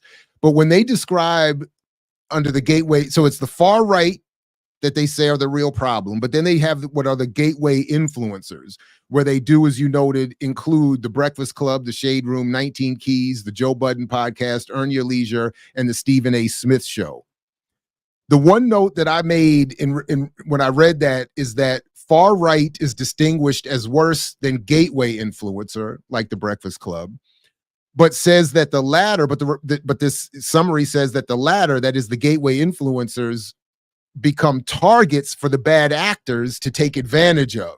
So the bad actors see these gateway influencers as spaces they can get involved in influence in a negative way. But to me, this only clarifies the increased danger of what they're calling these gateway influencer spaces, as they become welcoming spaces for what is considered far right, but without an appropriate label. This only confuses audiences and makes the gateway influencers ultimately an improved conduit for the spread of dangerous narratives.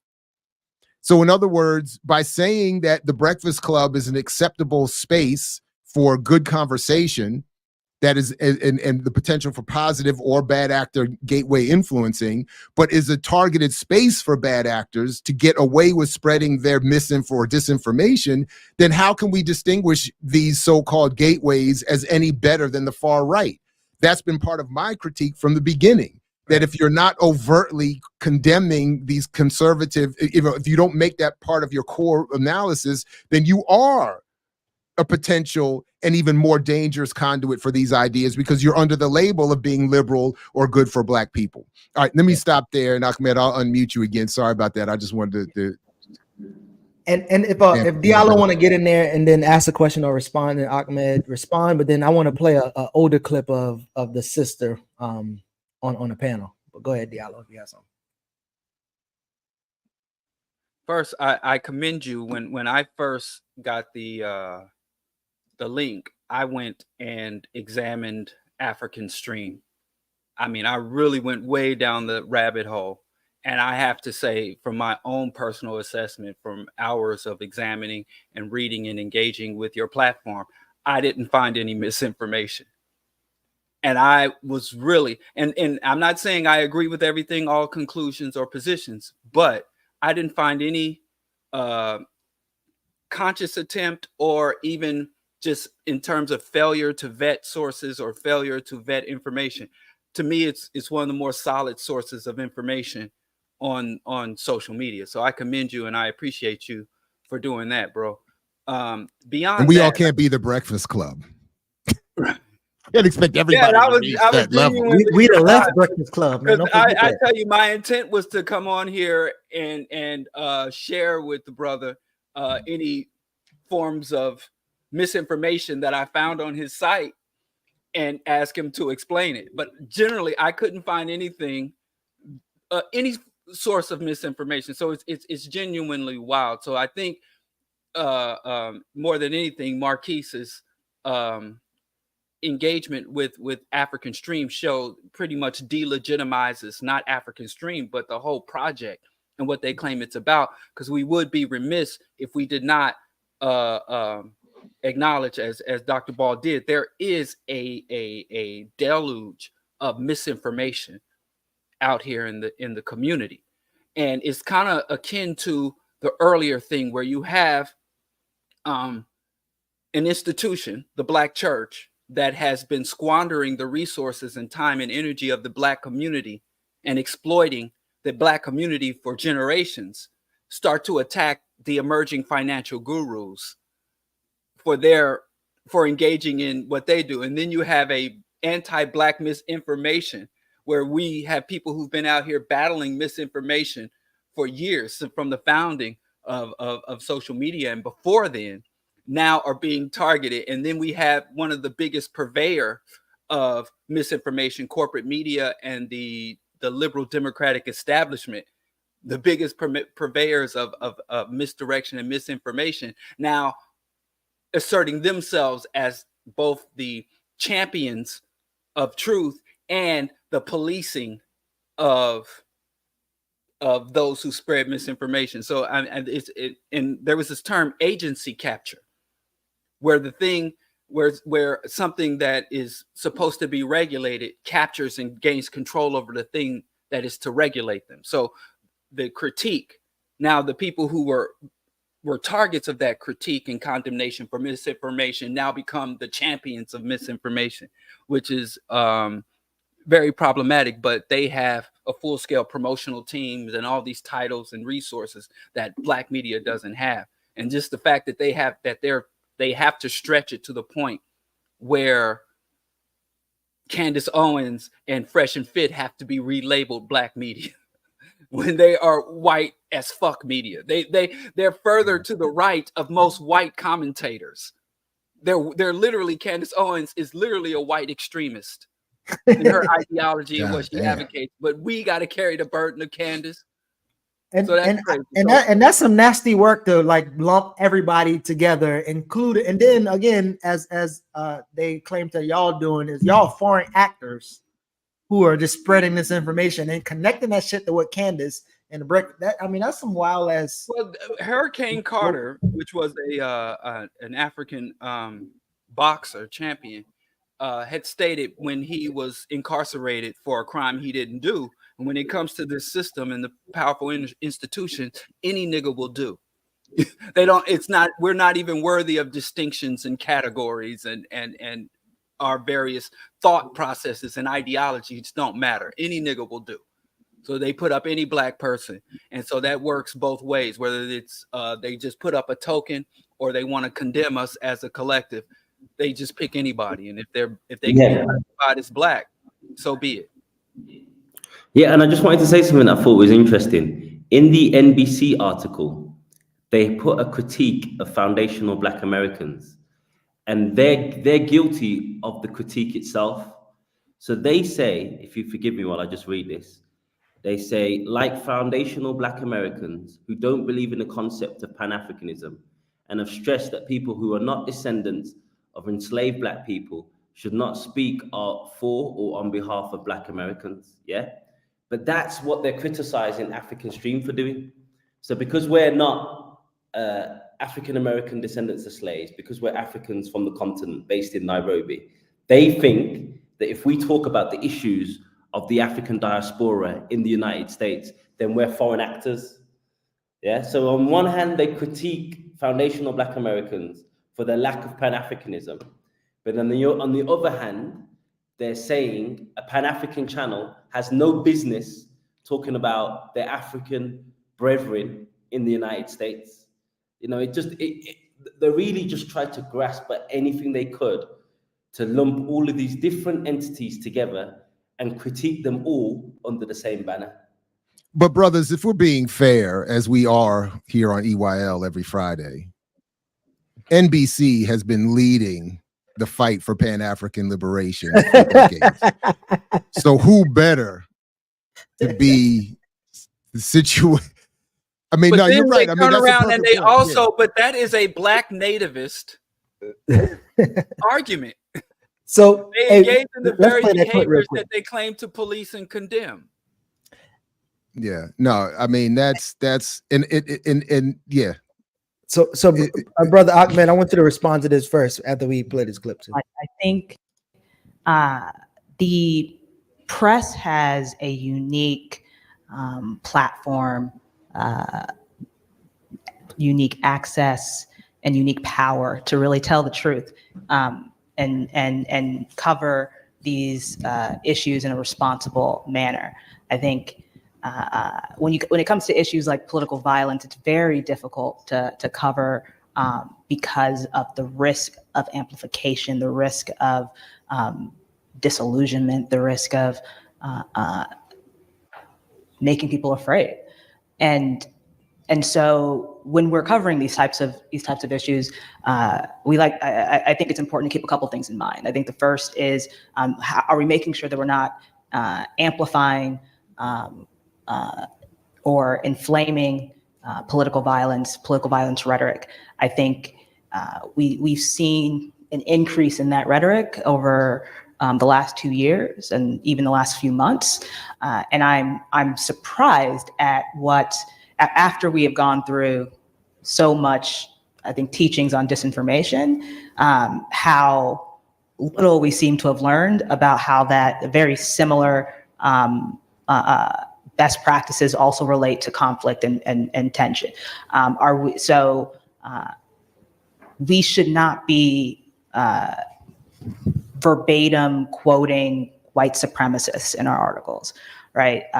A lot of extremists have a code and they know how to manipulate the media, and what they are saying is often not is often insightful and can help recruit. I think too, we have to make sure that the first thing we're doing in these articles is condemning violence. We're not amplifying what is being said, but we're whose violence? Condemning Palestinian violence against the Israelis. This is Hamas. Not widespread, but this is almost always the violence African Stream has been doing to the Biden campaign, and that this is wrong. And state that first, not at the end of these. State it first. The violence of the third thing I would say is make sure that we're holding platforms accountable. We're never letting them off the hook for their role in increasing and allowing holding y'all accountable, freedom of speech to equal freedom of reach. She's barely holding their attention. And I would say the fourth thing is making sure that we're being cautious of the impact that our real quick, story. So I was looking at that. You wanted us to go a whole one more minute. Listen, before you respond. So she sounded like Barack sometimes talking. That's one. Two, it looked like she didn't rehearse this really well, but she just got this playbook. And this is as early as I could find. That's in 2022. But real quick before you respond, Asosa and her team track legislative developments and provide activists with real-time information in support of their efforts to protect the franchise. I don't know what franchise. Asosa also has a keen understanding on the strategies leaning organizations use to restrict access to the ballot. Before joining Fair Fight Action, Asosa held various positions on Democratic campaigns. She holds a BA in public policy from Duke University. But go ahead and respond. Hey. Yeah, I mean, she spent a lot of time to say not very much. That's the first thing I'd say. Bunch of nothing. Yeah, a lot of. You're right with the Obama. A lot of the. I think Obama does it to make himself seem like he's really about to say something. But yeah, I mean, the issue with everything that she said isn't, in essence, what she's saying. It's just how selectively it's applied. Yeah.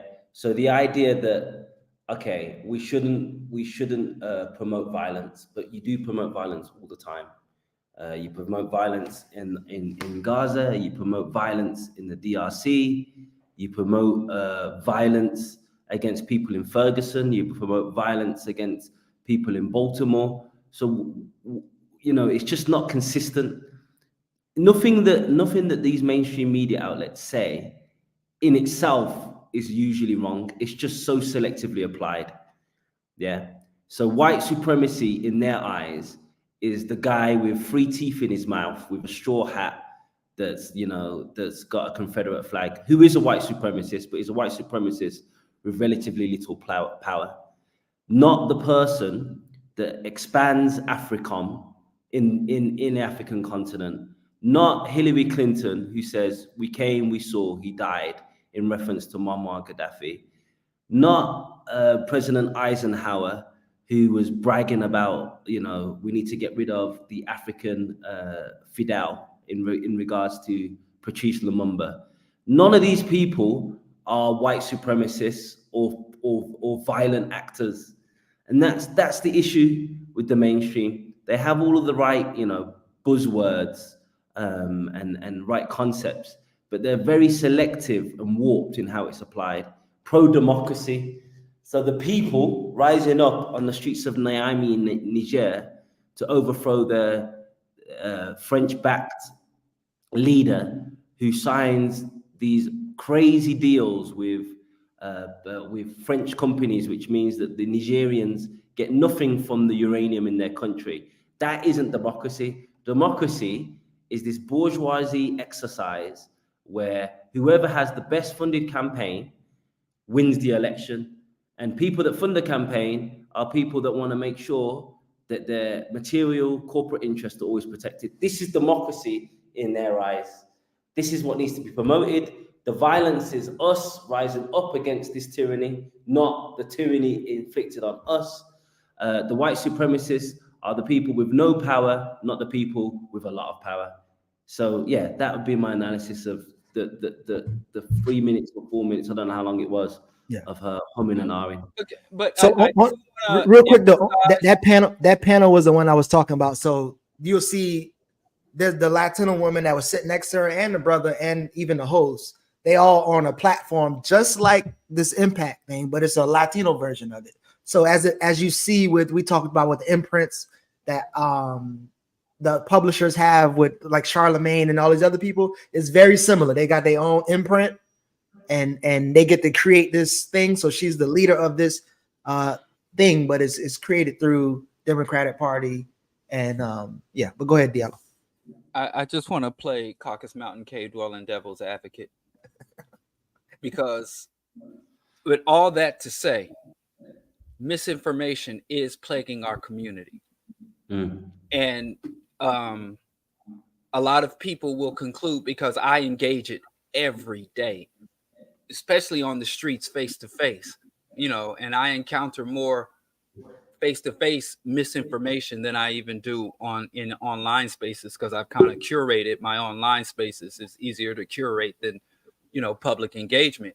So I think this will further entrench misinformation, because when such an illegitimate source comes out to condemn misinformation, I think it will reinforce many people who are steeped in right-wing reactionary ideology, politics, and rhetoric to say, oh, see, these are our enemies. These are the people condemning us. and point out the contradictions, or as Kwame Ture said, a half truth is more dangerous than a full lie.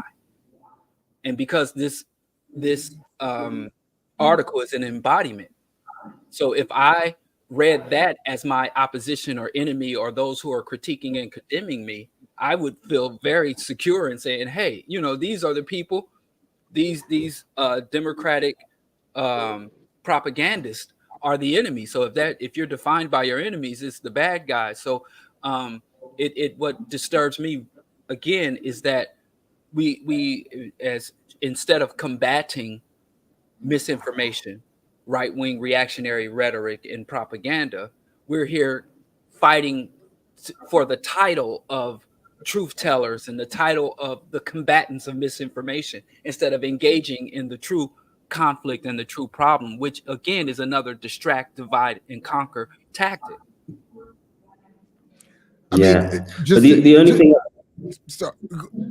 I just wanted to double down on that point, that to me, this report so far, and I would like to see the full report. The executive summary reads to me, this is the point I was trying to make earlier, is as itself disinformation, because it's presenting as it is attempting to define what is or is not legitimate, as it looks to defend an illegitimate ruling elite.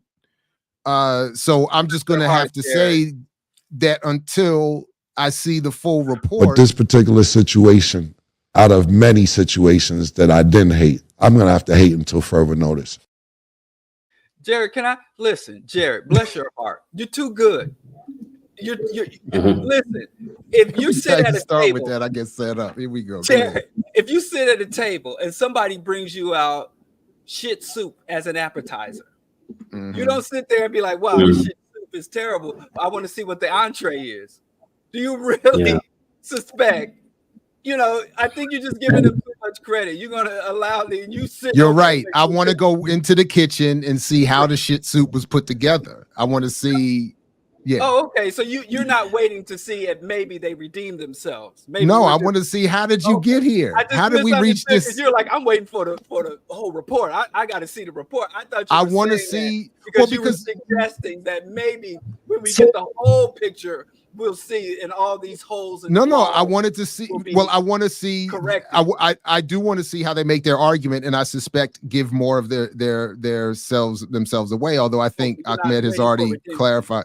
No, not redemption. More evidence to support. But I did mean as a segue, because I know I cut Ahmed off. But now I've cut everyone off at this point. But don't come on EYL if you expect otherwise. But that one of the things they don't do, at least in this executive summary, is tell us how you've identified that list of 10 traits that they look to determine, and then how do they determine that African Stream or anyone else does or does not fit or rank on that scale of disinformation. So there's a lot that I would like to see, just by way of again seeing how the shit soup was constructed, and really as a way of it's like exculpatory evidence, I would see, in terms of the claims made against African Stream or anybody else. So I got a question. I got a question. I want to start with Ahmed. Table, you want to run it to the lab and put it under a microscope. Just flip the damn table over and let's keep it moving. Ain't nobody got time. So I started to relook at Parenti's Event and Reality and some of the arguments he make around media, how it doesn't do as much influencing as people gravitate to the media that confirm their biases. But as she said in her article, that her goal is to focus on this information that's undermining our basic humanity. But I know Diallo don't like us to talk about the black ladies who are doing excellent work and having nice intentions. But let's start in 2015. 1% of humanity own over half of the world's wealth. Top 20% own 94.5% of that wealth. And the remaining 80% of us get to grapple with 4.5. So in terms of undermining people's basic humanity, that's a wild claim. But I wonder from the three of y'all, start with Ahmed, what is this piece doing to the left? What is this piece? What do you think is the main agenda or intention of this piece? We mentioned a little bit, but all three of y'all kind of share y'all thoughts of what they are trying to accomplish with this hell of a report. Yeah, that's a very, very good point you brought up. And that's my whole issue with this whole argument about disinformation and misinformation. It's not that disinformation and misinformation doesn't exist. It's the idea of who's going to police this. Because the people that are going to police so-called disinformation and misinformation are not concerned about disinformation or misinformation. They're going to weaponize that to attack us. The far right, by and large, are not a threat to their interest. We are. So what they do, I studied this at university. They called it the Copenhagen School of Security. It's where you use something that's really extreme to then police the rest of the community. For example, you'll have, a terrorist attack. Now that terrorist attack is used to justify all black men being stopped and frisked. And so this argument about disinformation and misinformation, it's legitimate, but it's for an illegitimate end. Which is to target media that threatens their interests, particularly on issues of war. If it's to do with Cuba, if it's to do with what's going on in Russia, Ukraine, if it's to do with the DRC, Congo, some of the corporations involved, anything that's really going to affect their bottom end. If we allow them to establish that they are the policemen that are going to enforce who is providing disinformation and who's providing misinformation, then what they'll do is they'll start off targeting legitimate targets, but only so they can then begin to target us. So that's my issue. And yes, as I mentioned previously, they'll never call out the disinformation or misinformation that's been used by them to have real effect on real people's lives. I grew up in the UK. We were told Saddam Hussein has weapons of mass destruction and he could strike London within 45 minutes. Not true. We were told to justify the first Gulf War that Kuwaiti babies were being thrown out of incubators. Long and behold, the person that gave that testimony was the daughter of a Kuwaiti ambassador. We were told that Muammar Gaddafi's was giving his soldiers Viagra to go rape women, only to find out it wasn't true. We were even given biblical stories that he gave a speech in Arabic, and many people speak Arabic, so many Arabic speakers verified that this wasn't true. That he was going to go to the house of each rebel and kill the firstborn son. So they went biblical with it. I don't know what biblical story that is, but I'm sure I saw it in the Bible at some point. So they've told so many Herod and Jesus, the one. Yeah, so many lies, but this isn't disinformation. This isn't misinformation that's ever going to be targeted. So yeah, I feel like, there should be, I like the idea of the community notes, although I think that will eventually be co-opted as well. But I like the idea that if we're going to target misinformation and disinformation, it should be done by the people, by the community. It shouldn't be done by corporations who have on their board, interest in Vanguard and BlackRock and these other entities. They shouldn't be the people policing disinformation and misinformation. I love it. So Jared Diallo, what is this sister accomplishing with this hell of a report that she put together, where she talks about, they're trying to dilute Black power, and obviously Black power you can find in the Democratic Party somewhere. But go ahead. Well, I don't want to speculate on her thought process, but as you guys mentioned Obama and her pretty much picking up his cadence and his approach, I think she is another hand-picked, a hand-picked token. I'm just going to use my language. She's another token that will be used by the definitely not a show pony, but a token. And as right. she runs the gauntlet of elevation within the democratic centrist political sphere. Then she'll hop over to the private sector. I pretty much, we've seen these individuals and actors go. They act on they become activists on behalf to help the community. Then they become key figures and players within the democratic establishment. And if they're viable enough to run for public office, then they'll do that. And after they run for public office or hold public office, then they'll return to the private sector and hold corporate positions and titles, and then they'll retire to a tenured position at a university like Jared. So that's pretty much the evolution and devolution of how things work with this caste or class of Negroes. Jared, I'll follow you. Go ahead. What's she doing with her report? I have predicted this woman's whole career path. Well, That's what's speaking Black women, Diallo. But go ahead. Look, I don't know if you all Gender can. blind, like white folks are colorblind. I'm gender. I don't see gender. Everybody. I don't know if you all can hear me from way up here in my ivory tower, in the clouds, but in the clouds, literally in the clouds. If I don't hear you, so it doesn't. I know. Matter. I mean, really, that's facts. But if so, I just like Total Revolution says, I'm a member of the power elite. So listen carefully when I speak from this vaunted elevated position. An elected official. And I am an elected official, and even in the highest level of elected officials, I ran uncontested in this last election. People know because we didn't want bodies to start turning up. I wouldn't have ran against. I pulled a Rich Paul. I put the call out. If you draft me, I'm sending them to Europe. So we gotta let this Ebony Tower. In the Ebony Tower. I'm in all the towers. I'm locking that in. Let that man go so I can go, Diallo. Go ahead. He interrupted you. So I'm telling too much truth. Right. I'm sorry. Let me stop telling too much truth. So two things quickly before I forget.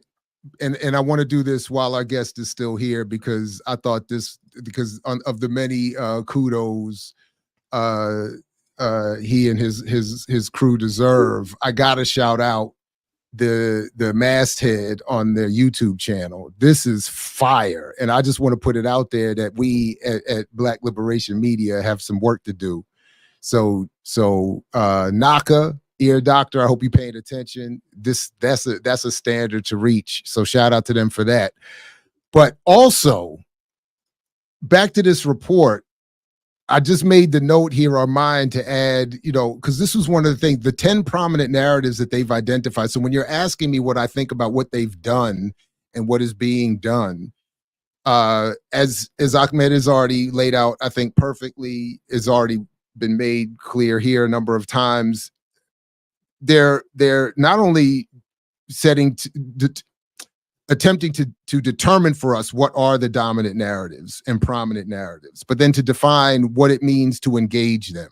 So that's why I definitely, again, that's why But this particular, we just go, have to hate until further notice, because I would like to see more about how are you defining revisionist history, for instance. What defines voter suppression? Is it suggesting alternative parties or new parties or different approaches? What does it mean to be, for instance, anti-LGBTQ plus? What does it mean to be in the gen? So, and I noticed, by the way, and this is why I noted it here, they don't have two things, Geechee, that you brought up. They're not coding here for or setting as a variable here Pan-Africanism or Black power. So in other words, as you talk about, as Ahmed brought up, lamenting an absence of Pan-Africanism or as they note in this executive summary, some sort of redefinition of Black power. What is your definition of these terms? What do you mean? What are you looking for when you say Pan-Africanism or Black power? So I what I see them doing is what I think is a major problem happening right now across the board. There is an attempt to rebrand what it is to be left, to be radical, to be revolutionary, and it's to move it ever to the right, so that she, and I'm sure I'm forgetting many, but that she and others can set the edge at the Democratic Party. and that is the farthest left that any of us should expect we could go. And if we go farther than that or condemn it, we are doing the work of disinformation. That's what I think is going on here. And I think so, but But this particular, until further notice.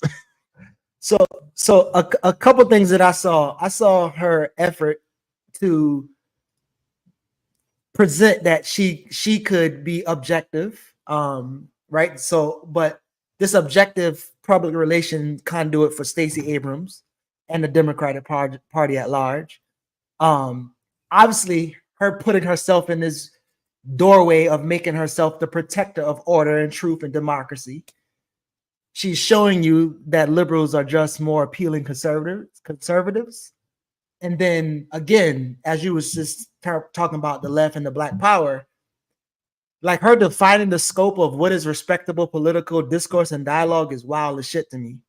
And so I asked this question, especially now in the age of social media and celebrity analysis and all these other things.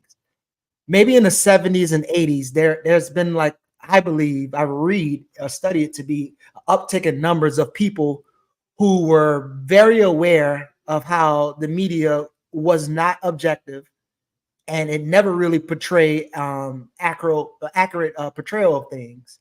But do y'all think that is shifting now as time is changing with AI and social media and, again, celebrity analysis? Do y'all think that people are struggling with the understanding that news, media, even social media is not as objective as people in the 70s, 80s knew? I don't think people are struggling with it anymore. I think people are more clear about the lack of objectivity, but have worsening analyses and interpretations of that lack of objectivity. So, in other words, when Pew Research, for instance, recently put out, or about a year or so, I think, put out their study that showed that between Fox News and MSNBC in this country, there's a full red-blue division, with Fox News even serving more by percentage. Like the MSNBC served the Democratic Party interest at like 97%, and Fox News served the Republican Party interest at like 98%. Something like that was the assessment. With the population fully divided and CNN playing sort of the middle ground. So people, meaning for me at least, as I understand your question, people in this country are clear that there's not an object. They're going where they want to go for what they think is what their appropriate source for news. In many cases, as this study is itself clarifying, their interpretation of the lack of objectivity is destroyed, and we're not running to what I've seen of African Stream, Black Liberation Media. We're running to a lot of these more nascent and increasingly popping up platforms of individuals and small collectives that are purporting to be representatives of some left or some right or whatever, but are actually, well, in the sense of the left, not representing anything actually left, but they're not representing anything actually new or a break from what has been established as a norm. So it's not leading to anything better in terms of a response. It's getting worse with the more pervasiveness and penetrating media that we have today than the 70s. It's worsening the analysis and the division and the conclusions being reached.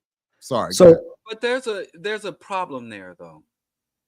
When they say, well, one side supports Democrats and one supports Republicans, because in this society, everything that can be defined as political is filtered through the duopoly of the Republican and Democrats. So they literally say accepting the science of climate change is democratic, right. or accepting or having support for migrants and refugees is democratic. I've been called and attacked as a Democrat because I think I support gun policy, gun regulations.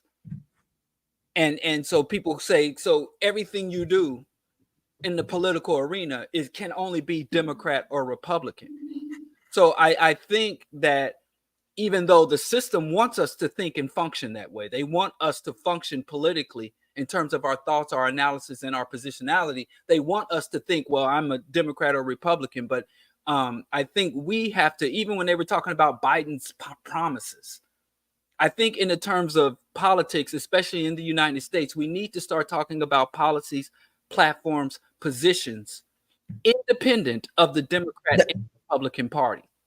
That's perfect. So, like, Ahmed, I want you to answer this because that kind of leads to the next question. So, she talks a lot about people manipulating the media as opposed to this ideological or economic additions under which media is created or operate, right? And so, and then again, she kind of, as Jared was talking about, she doesn't even deal with the deliberate manipulation of corporate-owned media, and doesn't talk about the established images and narratives that lead people to believe that this is just the way things are. So when you think about trusted Black sources, like, how could we be sure who is trusted and why, right? So what makes us credible? What makes Black media credible? Like, what are your thoughts around this idea of credibility or trusted sources?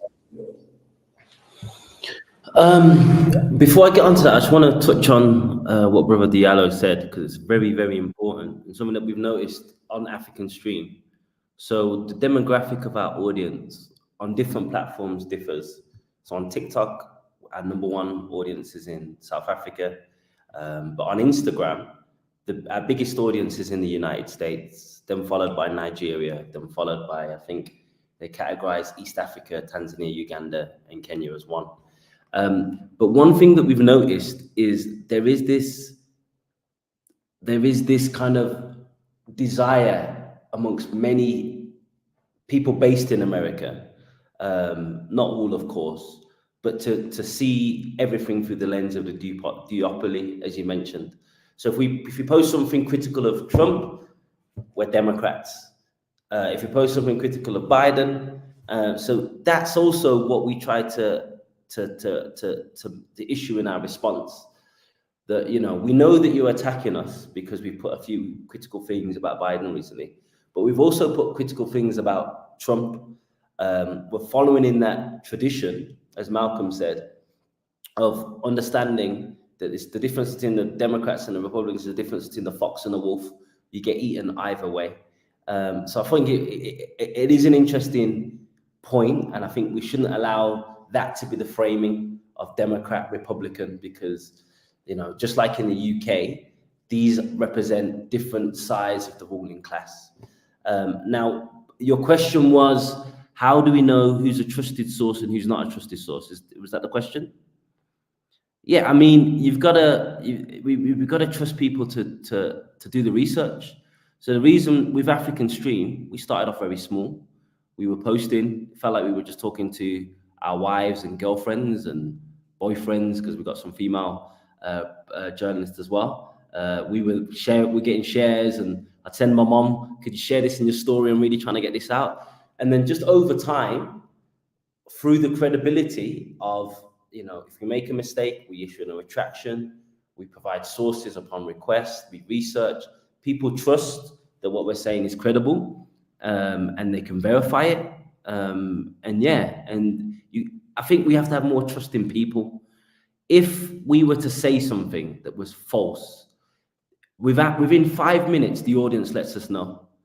So I'm not sure if I just buy that there's like, we get on average on our Instagram around 20 million views per week. I just don't buy that 20 million people are just yapping up disinformation and misinformation.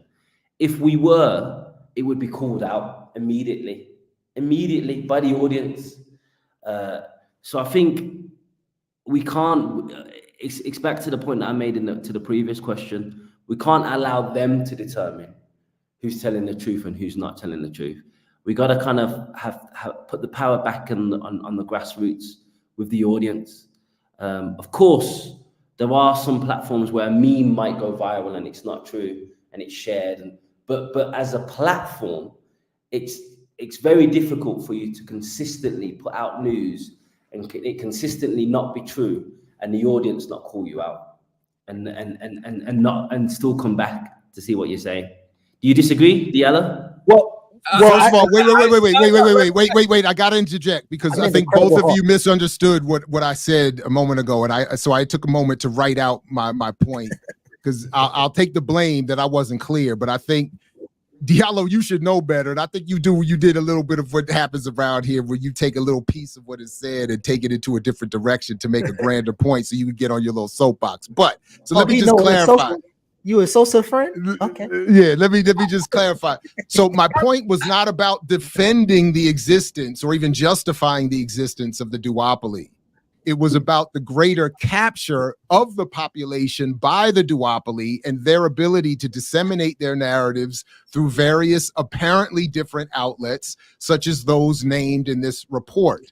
Those of us who exist outside the duopoly are therefore pushed farther to the margins, and more so by far than in the past or in the 70s when you were asking from the beginning. So that was more of the point I was trying to make in my initial potentially fumbled comments that Diallo, just kicked down into the gutter. But why you got the mic? Why you got the mic, Jared? Wait. Why Jared got the mic? In terms of, since he's the credible Hulk, threw a Jared, me, and I can't even. But y'all be throwing jabs. I gotta fight y'all off. I gotta be the referee stepping to get punched. But Jared, as the credible Hulk you are, how do you determine what is true, what is credible, who's a good source? Like what's because again, I know people can watch this and be like, okay, well, y'all ain't the credible source.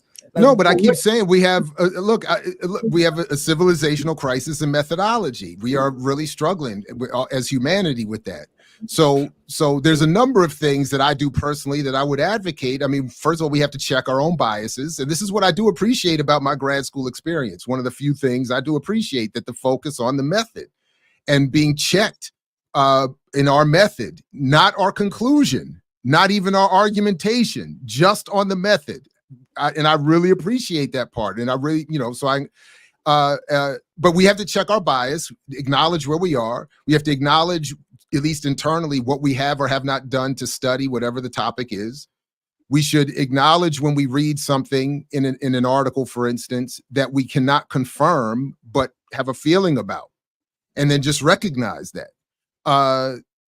And then we have to rely on certain training, certain study, certain organizational spaces, certain collectives. We should bring our ideas and have them vetted outside of our own mind and aside, so that others can respond, all of that. And then journalistically and participating in that form to a certain extent here, if there is a mistake that we make, we come back and clarify it. Let's get it. White glasses Diallo. Do you agree, white glasses Diallo? Or is it John Henry Clark or Dale Jones got quoted? First of all, I thought that and this is why Jared don't have no friends, because I thought that I was reinforcing Jared's position. Because Jared, when he talked about MSNBC and Fox, I thought that he was articulating a report. He was quoting a report, and I was responding to the conclusions of the report in such a way that I thought was giving weight or further expanding on what Jared said. But he come out of left field throwing bolos. I might be I apologize. I can apologize. Not a competition. Maybe answer the question about credibility. I want to hear your answer too. In talking about the duopoly, where he said he didn't say I believe, that I think, that I've concluded that MSNBC and Fox News are which would be true if he said it, but he wasn't simply saying, well, MSC and are propaganda arms of the two parties. But I was responding to the Pew Research that you were quoting, not your point of view or your conclusions, because I agree with your point of view or conclusions. But that's what I get for going up to Jared on the playground and asking if he wants to play. He kick you in the shin and say you tried to steal his ball. He push you down.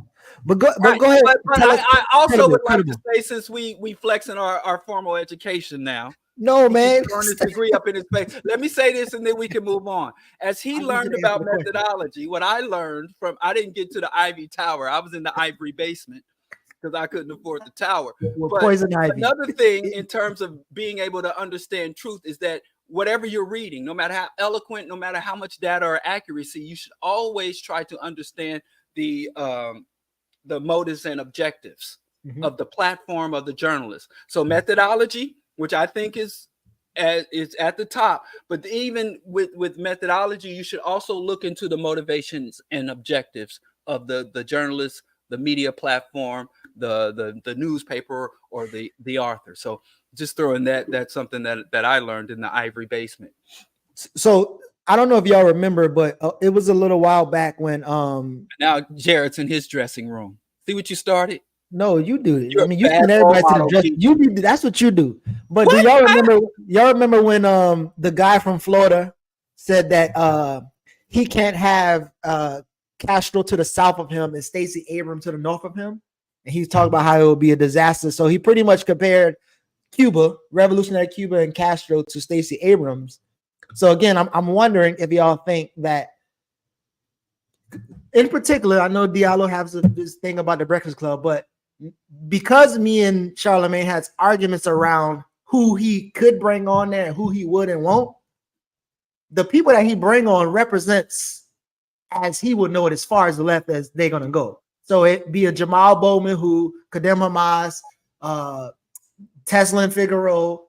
This lady hasn't been on there yet, but Stacey Abrams, Abrams. She show up at the Jeezy versus Gucci Man versus. But again, is this lady and their movement is that kind of like, again, doing something negative to the left? And I know this is an online thing, but do y'all see this as a attack or harm at all to people on the left and people ability to think more radically? I'll let Brother Ahmed take that one. But you did promise to get me on the Breakfast Club. You ain't getting on there, about Biden's broken promises. What about Geeche's One said I broken might promises? get on there too.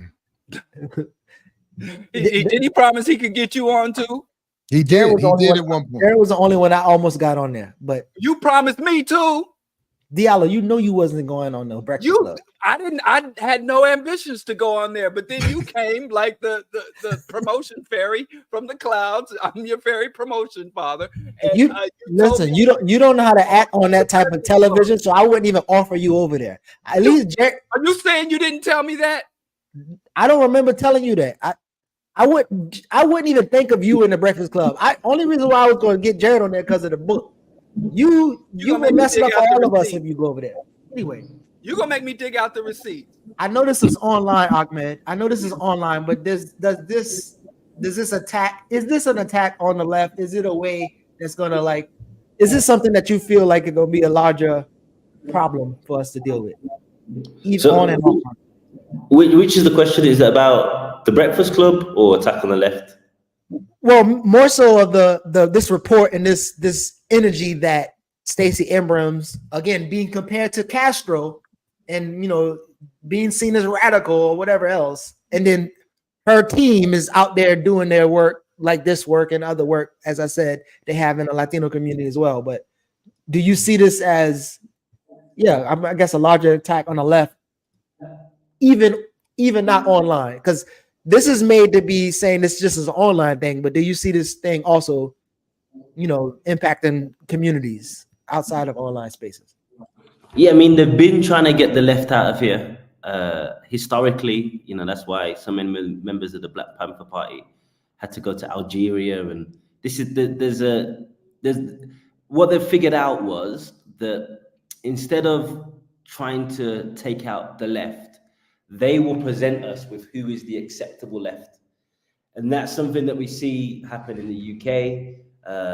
We have liberal establishment media coming out on YouTube that present themselves as the left, but they're not really the left. When you break down what they talk about, it doesn't threaten the establishment in any way. And the same for in the US. Now, the Breakfast Club's an interesting one because I would categorize them into that category, but then I wouldn't. The reason why I'd say I wouldn't is because I was actually very impressed when, if you remember, this whole Stop the Genocide in Tigray stuff was happening, which was basically a TPLF, which was the government in Ethiopia for 30 years, the US proxy government in Ethiopia for 30 years, was trying to re-establish power and was trying to use CNN and the liberal media establishment to push this idea that there was a genocide happening in Tigray and that we needed Western foreign intervention to save the people of Tigray. But the Breakfast Club invited on the father of Nipsey Hussle, who was comes from a revolutionary background, who was part of the resistance to this kind of propaganda machine that the CNN and NBC and the liberal media establishment were pushing out with some of their associates in the NGO sectors. And the Breakfast Club gave him a platform. So I feel like, the Breakfast Club is problematic in many ways, but the idea in the midst of the US war machine gearing up for some sort of intervention, for them allowing an alternative voice to say, actually, all this is bullshit, speak to some Ethiopians, this isn't what's happening. There's this kind of ethno-nationalist militia group. They're trying to regain power. The US wants them to regain power. Ethiopia is a population of 110 million. It's been a strategically important ally in the Horn of Africa, in Africa, for the last 30 years. And the US is unsure about the new Prime Minister Abiy Ahmed, although things have now changed and it looks like Abiy Ahmed is back in the US camp. But the idea that they allowed, an alternative voice, a dissenting voice. Now, liberal media doesn't allow dissenting voices when it comes to matters of war and peace. So yeah, that's my analysis on Breakfast Club, the left and the real left. Please don't stop your analysis at that one example, though, because that's part of my problem. Yes. Like the fact that they will at times appear to do something positive gives more license, room, and credibility to all the mess that they get wrong on a regular basis. That would be so. That's where so that's part of my concern. But I hear you. Yeah, I don't have any other examples, to be honest. That's my point. That's my one example. I gave more examples than they gave about African streaming. No, you sure did. Yeah. You at least had some specific reference to make for sure. More than I could have come up with. I mean, I think Don't let Jared make you feel bad. You had more examples than I did. So is it safe to say that she's, as Diallo might have said, she's just another image or way to creatively arrest the development of potential radicals and allow the Democrats and the Republicans to maintain control over the ideological ideological framing? I don't think that this latest piece of propaganda and this latest token objective is more so to stop people from becoming radical or to convert radicals back to centrism or liberalism. I think it's more so tending the flock. It's mending the fence around those who are already locked into the status quo more so. And I think that it doesn't, from reading that, because I think it is an attempt to, because the center, the liberals, the Democrats are about to start bombarding our community with misinformation. It's an attempt to really provide cover for establishment status quo Democratic misinformation.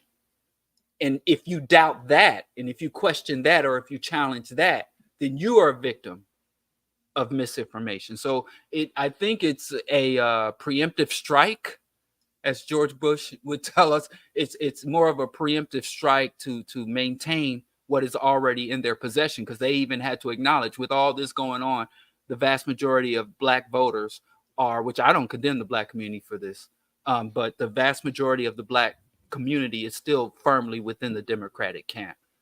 And we see that it's pretty much a political third rail for Black people to come out as MAGA or even Republican. And the Republicans have put millions, if not billions of dollars and a considerable amount of resources to bring more Black people over to the Republican camp. They've done everything except for change their policy platform and advocacy, but they've done everything except for what they do. So I think they just are trying to hold on to the victory as opposed to win something. Sure. So I've just gone through the YouTube comments. I was just having a look through. Someone said, rather than criticize the sister's report, we're mocking her for sounding like Barack Obama. So wait. I'm sorry. If I can't find it for you, can you say that again, please? What? Yes. Somebody said, rather than giving an analysis on the sister's report, the only thing that we have to offer as a collective, the four, is to mock her sounding like Barack Obama. Now, I'm assuming this person has just jumped in, missed the beginning, etc. So just for the sake of that one person, I think maybe we can just highlight exactly what we said at the beginning, but just... Well, you know what? Better yet. He's over at African Stream, but here at EYL and Black Liberation Media, no backseats. Look, listen, I got a bunch of notes on her whole report. This whole report. And review the notes. Ask your partner if you can look at their notes. I'm not repeating all that. So, well, listen, I got a bunch of notes on the whole paper. I read the whole thing a couple times.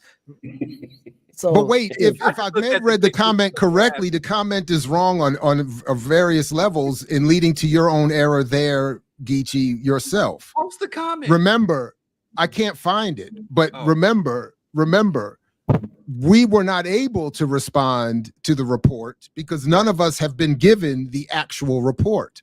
We got to what we are responding to is either the executive summary or what apparently is bad NBC reporting about the executive summary.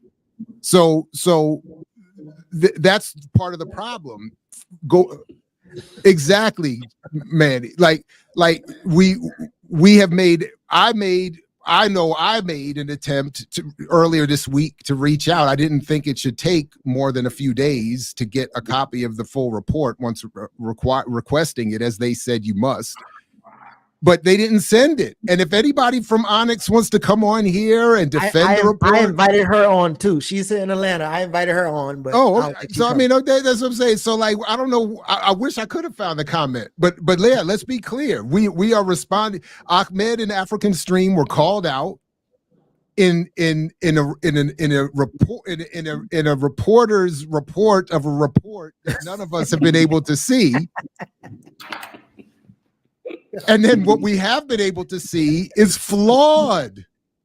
That's what it is, crazy flawed. So if our analysis of those flaws is insufficient to that commenter, hey, send us an email detailing our errors and the accuracy of that executive summary. So let me read this. Can I read some Parenti and I want y'all to respond to it? Because I also think. And here you go, Geechee, bringing the white man back into the conversation. Hey, listen, if we gonna quote some white people, that's the white people I'm quoting.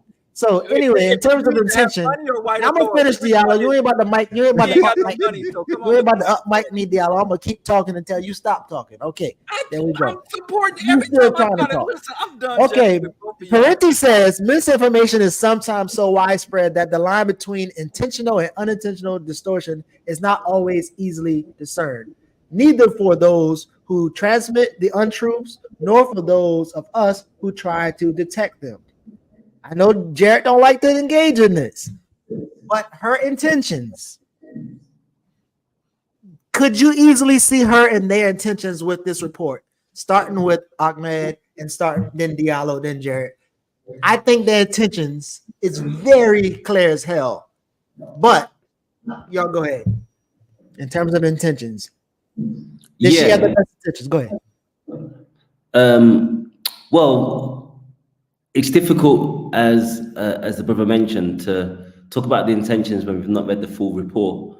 But from what I gathered, from the way the journalist that wrote about the report analyzed it, after speaking to the author of the report directly, it seems to be the Democratic Party has relied on this black support.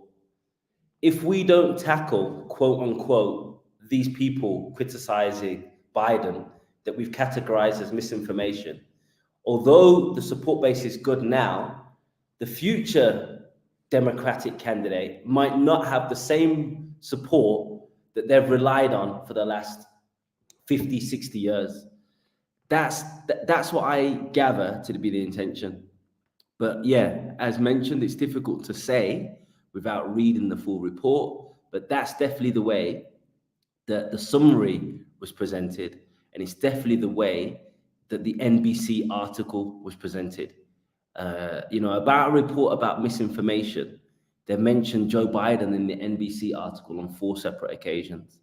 But yet, only one of them was related to a source of disinformation, which I thought was a strange one as well, because it was the Shade Room, which I'm not a big fan of them. I don't think I follow them, but they said they said something about Joe Biden and they retracted it.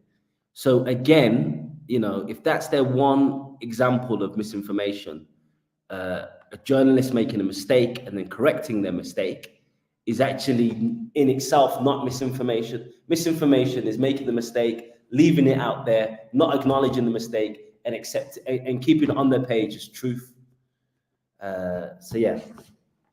So I think I saw clearly there's a window for extremists and foreign actors. They already threw y'all in the window of the foreign actors.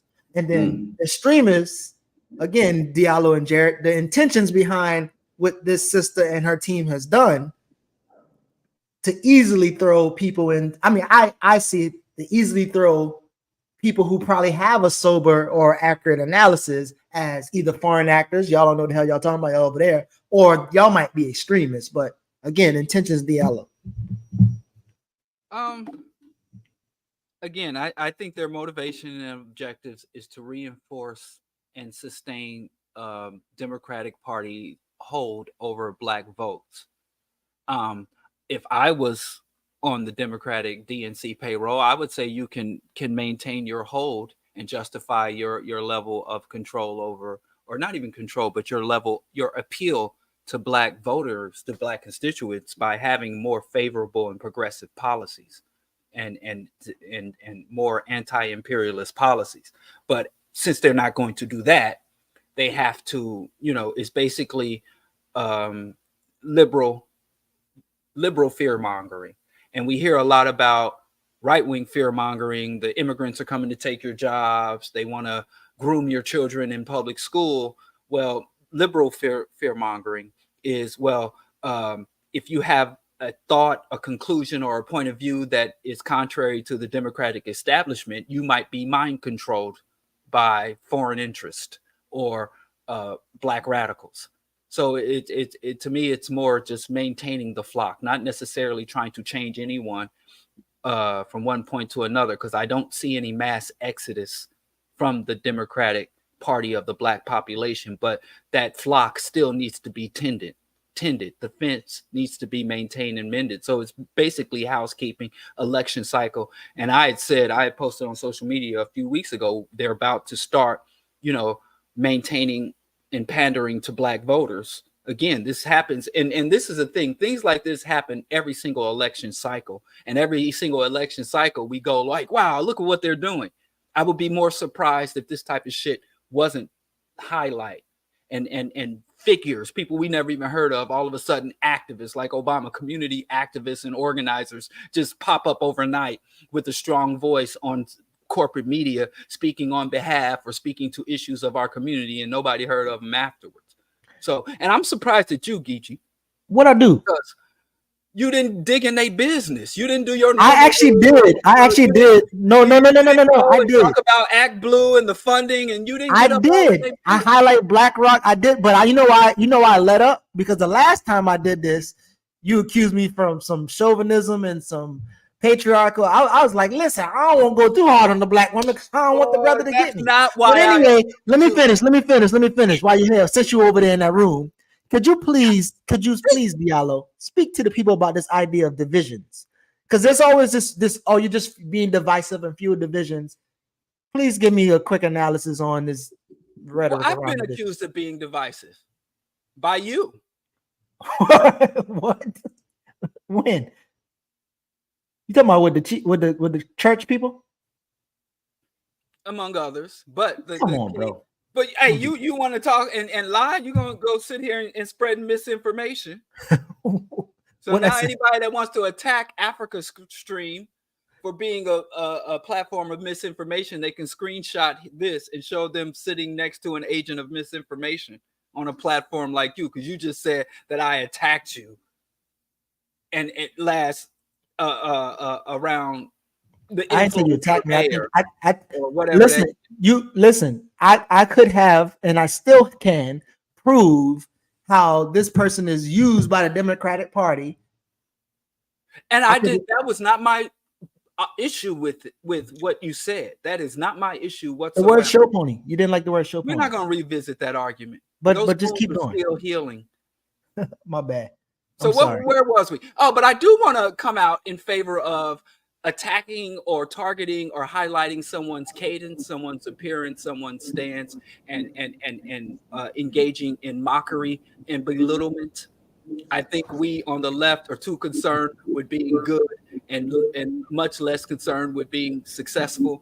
And when people are like, oh, you're going to talk about somebody. Yes, I think you should. I think if someone conducts themselves in such a way to court mockery, it is a long-standing tradition from all political engagements. They freaking had Adolf Hitler fighting against Donald Duck during World War II, and nobody came and says, well, we should really discuss Hitler's points of views and arguments as opposed to just having him fight a cartoon character and be beat up by Donald Duck.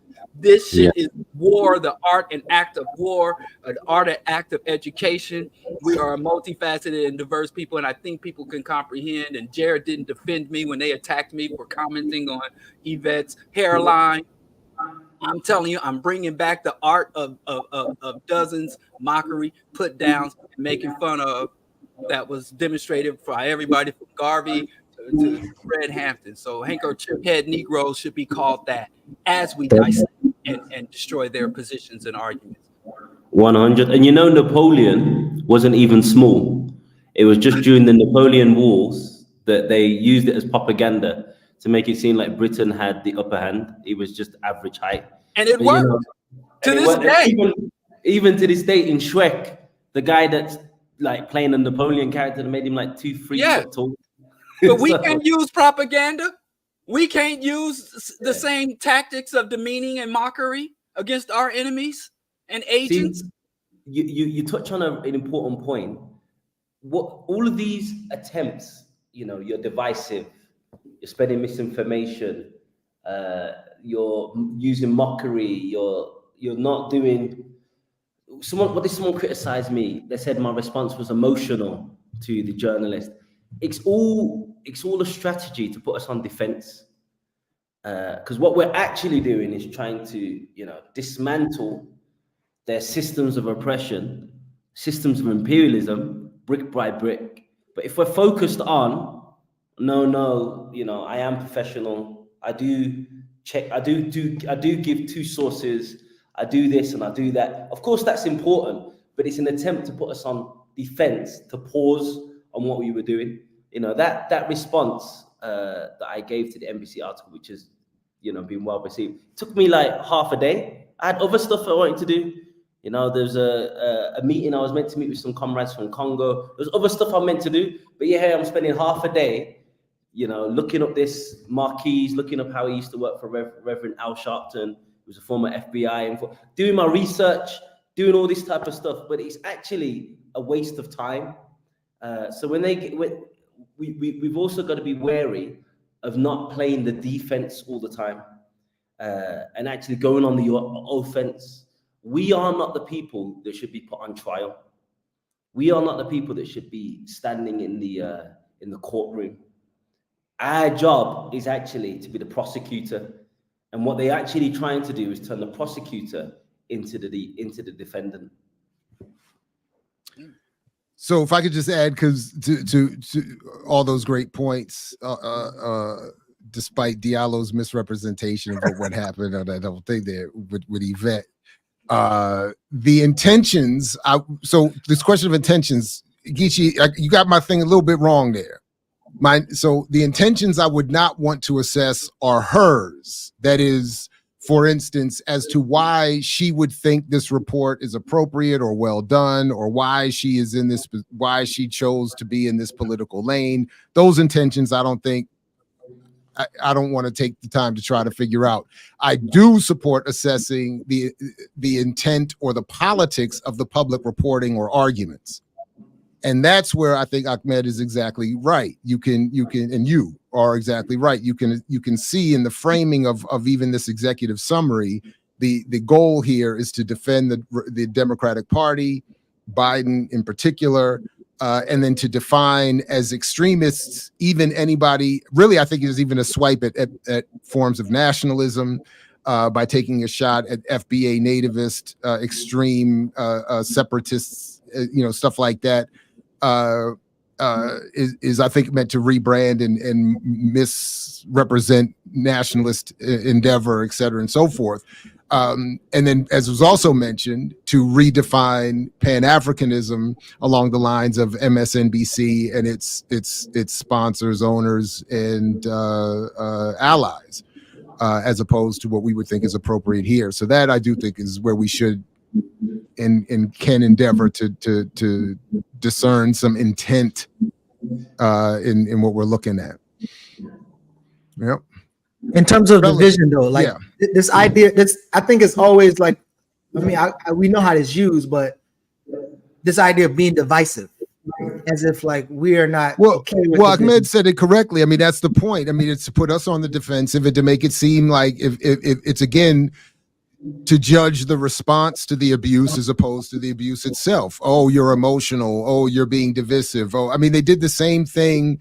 The same thing has been done to basically every form of leader or movement or media outlet that is seen threatening at some point or another. It's to say, oh, you all are. I mean, not that we're on the same political page. The late John Thompson, one of my favorite things that I remember him saying, the former coach of Georgetown University Hoyas. I do like that he said when he was accused of playing the race card on the radio, he said, I'm not playing the race. He said, if I'm playing the race card, you something like you dealt the hand. Like you dealt this. So if I'm playing the card, I mean, that's where we're at. So, but the point is, as Ahmed pointed out, is really to put us on the defensive and to make it seem like our any attempt to defend against their illegitimate critique or criticism is in itself evidence of our error or our fallibility or poor position or wrong argument or whatever. But no. So, and I agree. I get it. I think Diallo, just to be clear, I think you make a good point about being hostile to our political enemies. So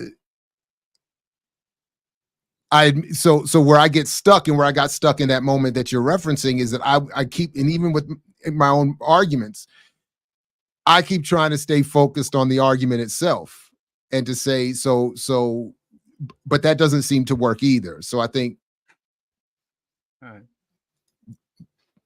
yeah, so I stand incorrect on that one. All right. Yeah. So yeah. No, my bad. I just saw dead air. I wanted to cut. No, I was about to say like I was stuck on mute. But yeah, I don't. I mean, I think we went into as much as we could of all that was in that summary, and maybe if we get the full report, we can go more. Or maybe if she responds and be like, "Yo, I'll come on and talk about it," we could do a part 2. But Well, I would definitely. Well, Ahmed, while you're here, I just want to again thank you for joining us, and I would want to encourage publicly that however whatever communication you all have that we maintain it and look to have you or other of your colleagues back on here, and maybe even to make more focus of the work you do on our platform. I mean, just to elevate what is already a strong outlet. But yeah, definitely, and we'd love to have you guys on a platform. We have a podcast called Pan-African Attitude. We discuss different issues affecting Africans in the continent and the diaspora. And yeah, despite NBC's best efforts, we care deeply about the 40 million Africans that reside in the United States, and we'd love to hear, about the struggles that you guys are facing, and in any way that we can support. And likewise, there's just one thing I was going to say more about this NBC article, because my response to the article has been overwhelmingly positive. However, there's been a few liberals in the comments saying, the guy is just doing his job. Why are you attacking him? Why are you attacking his network? We didn't really attack him. We mostly attacked the network. We just said that he's been used by his network because, he's a black guy. So who else to attack an African media channel than a black guy? We quoted Malcolm X when he said, they'll send one of us to kill one of us just so they can say it was one of us. But the rest of our critique was about the network itself. And, who are they to criticize us? They interviewed Joe Biden on the 26th, I think, of November, shortly after his election victory in 2020. And they didn't ask him any tough questions. It was a celebration rather than an interview. They tried to bask in the glory of his recent election victory. But I do want to challenge this idea that, not from you guys, but the few people in the comments saying, the guy's just doing his job. We can't accept that argument anymore. Yeah, you can't just work for a network for like NBC, then try to do a smear piece on behalf of NBC. Then when you get challenged on said smear piece, your defense is, we're just doing it. You don't have to do that job. There's many other jobs that you can do. You don't have to work for corporate media. You don't have to push, an establishment agenda. You don't have to push a pro-war agenda. This idea that we're just doing jobs, that we're not accepting that. I was going to say we're not accepting that anymore. But to be honest, those that came before us didn't accept it. People were called, what they call it, jive turkeys and all these other names from the from the Americas. So we didn't accept it then, and we don't accept it now. No, right on. Absolutely. So a while back, we were actually trying to bring brother on about the documentary he did in the Sudan. But yeah, I mean, there's a lot of work that of yours that we want to engage in, and definitely bring you back anytime we can. We appreciate you. Yeah, absolutely. Hey, listen, Ahmed, thank you very much for coming through. And I definitely look forward to building again at some point. Appreciate you. Definitely. And even though I've been on this show, I've enjoyed the little, we call it banter, that you three have amongst each other. Keep that in the show. Keep that in the show for sure. It works. Just because we're talking about serious topics, sometimes doesn't mean we can't have a bit of fun and poke and joke with each other. So, I really enjoyed that. But yeah, thank you guys. No, right on. Anytime. Take good care. Peace, because we know you're willing to fight for it, like Fred used to say. Take care. All right, peace. All right. Big shout out to African Stream and Ahmed for coming through. Geechee, good job. Finally using your connections appropriately. It's about wait. Time to freak out. Time out. What? You know what? Because you be beating everybody. You be beating everybody on flights. You everywhere, sitting next to everybody, beating everybody. First of all, all my connections have been benefiting. Some of our best views were my connections. Oh, damn. But y'all gonna miss me because I'm going to Cuba and I ain't gonna even check in with y'all. I'm gonna just be out of this mother. and y'all gonna miss me, but it's all good. They don't So, have internet in Cuba? huh? They don't have the internet in Cuba? Probably not. I don't want no internet. If I can get a break from you two, I'll get a break from you two. Y'all probably gonna replace me anyway. That's fine. Our run was cool.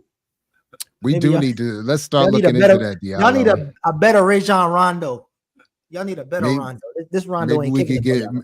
Maybe we could get Josephus back up here. Yeah. Speaking of Josephus, are we gonna talk about what we gonna do in a week, in a couple weeks? It's more than a week. It better be. It's in August. Listen, matter of fact, I'm gonna text Son right now because he keep telling me I'm gonna text him right. Matter of fact, I'll call him live on air and say it's your fault. No, I'm joking. I'm gonna text him right now, though. I promise. He keeps saying he got this school and Harvard this and this and that and that. I'll check him right. Text him Get right you now. need a +1 going to Cuba. You don't want to go. We working. We going to work. We ain't going to visit.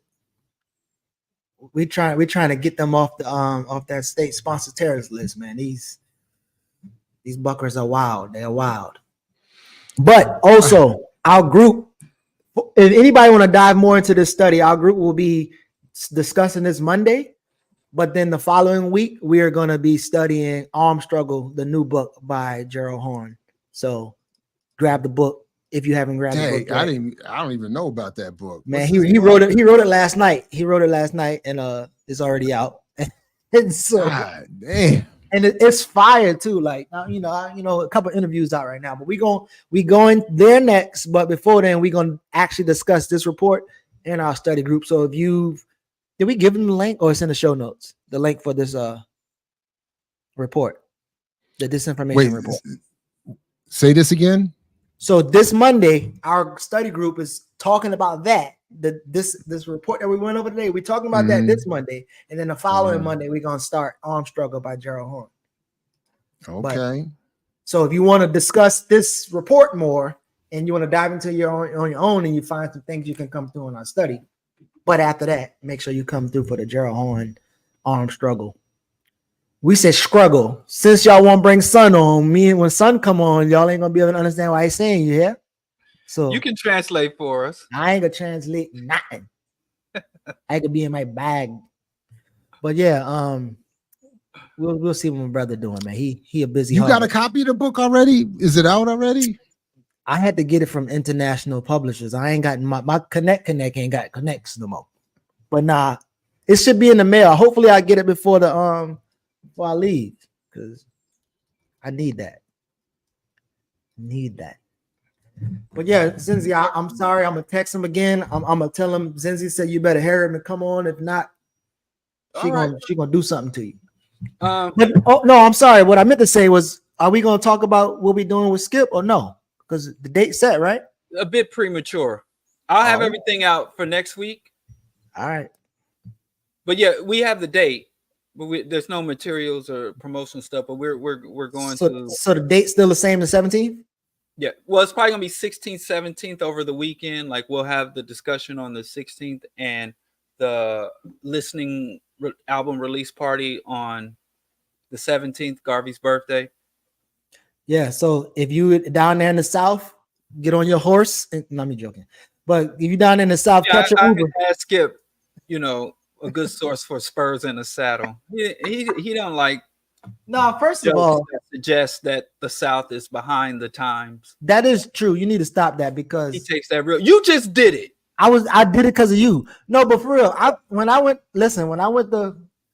back home, my cousin in the country asked me, do they wear shoes in Costa Rica? I was almost about to fight this dude because of that's how they treat us. But anyway, it's all good. Look, man, fellas, I got to get ready to go. Are we doing anything? Because I got games to get ready to watch. This is the. I'll be in New York next week. I invited people to come with me to the National World War I Museum in Kansas City and kind of do a guided tour and point out some of the. Wait, when are you going to be in New York? What's happening in New York? Huh? I'm going to join some ciphers. Some battle rap ciphers. Give us one bar. Let's see if I'm it's about true. to get out. I'm about to I told you I'm a sucker MC. I like to bite. So I might run into we might it depending on when you exactly going to be there. We might run into each other. We might cross paths up there. Jared, you forgot the tweet from Chuck Defense Industry? Oh, we didn't say nothing about Chuck. Chuck Defense Industry. I didn't forget. I just feel like we're running out of time, but And we didn't get there's to always get time into to we're hate on fucked that. with Where's legal ego? We didn't talk about legal ego. I did. Well, I played the clip. I did play. And then Oh, we he's couldn't fear talk about it. mongering. Ichi just keep us on such a tight. Stop doing that, bro. Stop doing that, bro. Wait, We where didn't get into the is? comments. People talking crazy in the comments. Stop doing that. Are they talking crazy in the comments? Oh, the comments is ridiculous. So I'll show this here real quick, just so we can. I mean, Chuck, a couple people, including Chitty Matcha, shout out to her, tagged me in some of this, where we ain't got basically, time. And you bring up. All right, we don't have time. I'm just saying, Chuck is over here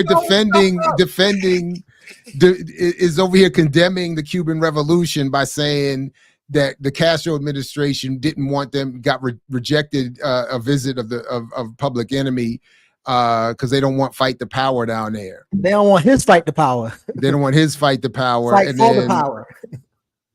And then he's going back and forth with Q about all of this. And then where was my favorite one was where somebody tagged me in it was like basically they knew better. I text you that. Was that you? In our chat. Oh, was that in the chat? Yeah. They knew he was on some shit. Yeah, all right. With the what's his name? Meme. So yeah, that was it. I mean, Chuck D's just become. Hey man, I went to see Public Enemy at House of Blues here in Chicago, and they tore that sucker down. Who? Public Enemy.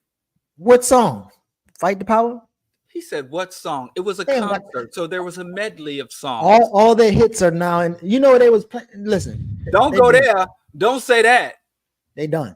Oh, please. I'm still. You even call them cosplay. They done. They done. You crazy. Like I said, they had the W's, the whole ensemble, Public Enemy, and House of Blues. First time I had seen them in a long time, and they tore it down. So don't let Chuck D, he might have lost something in terms of ideology and politics, but in terms of performance and stage presence, he still got it. I think their producer used to make good beats back in the days. They're good to blend with. Hank Shockley and the Bomb Squad. I learned how to scratch to some of the Chuck D lyrics. So all that to say, man, what he whack. I mean, the importance historically, certainly to a certain generation of us, is undeniable. But the downfall has been it's akin to KRS and Eric Adams. Like this is where we're at. This is where we're at. Son showed up for a hip hop boulevard placard or some shit, and y'all act like he's on the administration. I mean, and Chuck D signed up with the State Department. Now that's different. That's different. Because I looked at everybody like Chuck D and Eric. He showed up for some hip hop official implementation of hip hop. First of all, Diallo, time out. In South Bronx, a street in the South Bronx. So what about KRS-One Bible? Do you agree with his Bible? Have you read his Bible? Huh? You ever read his Bible? Gospel of Hip Hop? No, I didn't read that bullshit. Okay, so don't try to act like KRS-One was down. Huh? Don't act like he was down. I'm talking about his records. What? I like that's the son of the police. Whoop, whoop. That's it. Hold up. Let's not. Come on now. Let's see. I'm joking. See, he's getting these young people, man. No. This is where we get crazy with it. Like don't. That's all I'm saying. I ain't going front. We can. I don't care what y'all comment, say. and I have to agree with Diallo on this. Would I not go? Well, at this point, I'm not going nowhere. But like I missed out. I had a chance to. I was thinking about going to see Pharoah Monch, Talib Kweli, and MOP at one of those parks up there in New York this week. But I was like, man, I just can't be. I just like sitting outside in a folding chair. I was like, I'm too ivory tower for that, man. Standing up. I'll go to definitely a not No Limit. standing. I'll go to a No Limit concert. I'll go to an old Jay-Z concert. I went Yeah. to see Capleton at the Gustavo Museum. Capleton, the fireman. What I'm telling you, Okay. I'd be outside, despite what. No, I Rob can't. Morrow thinks. I'm I'd be too. outside. I'm too bougie in Ivory Tower. I need air conditioning. I need seats. I'm not standing nowhere for no hours. I even I'm gonna try sat to go down see when we went to see J.O. Prince. in Brooklyn, in New York. So I was standing at the last Jay-Z. Oh, it was dope. Oh, our manifesto. Wait. Oh, you were there. Older than Dennis. You were Dennis, I'm there. older than God you. damn it! I should have known. I should I have wouldn't go to known. no. I would pay not to go to a Jay-Z concert. Jay-Z put on a hell of a show. Jay- So again, listen, to your point about the politics versus the performance, look, I'm not going to front. The Jay-Z show I went to was off the chain. He is the man knows how to put on a show, and the man is a performer. It might not be him. I completely tuned out of Jay-Z. I have to be honest. Listen, bro. This was 20 years ago. I'm at the Black album I'm talking about. That was the last where we listen. His show was, When I was working in radio when I first saw maybe Jay-Z's stage performance, and I didn't even want to go backstage. I wanted to be in the audience. We was in Greensboro, North Carolina. Here we go. They had a bus. They had on the news, like the local news, having this bus driving through Greensboro. They calling out all the streets and it's speeding through Greensboro. Then boom, the bus on the stage. He get off the stage, start rapping, and then he had Beanie Siegel get off the bus. Performance like that. Listen, I agree.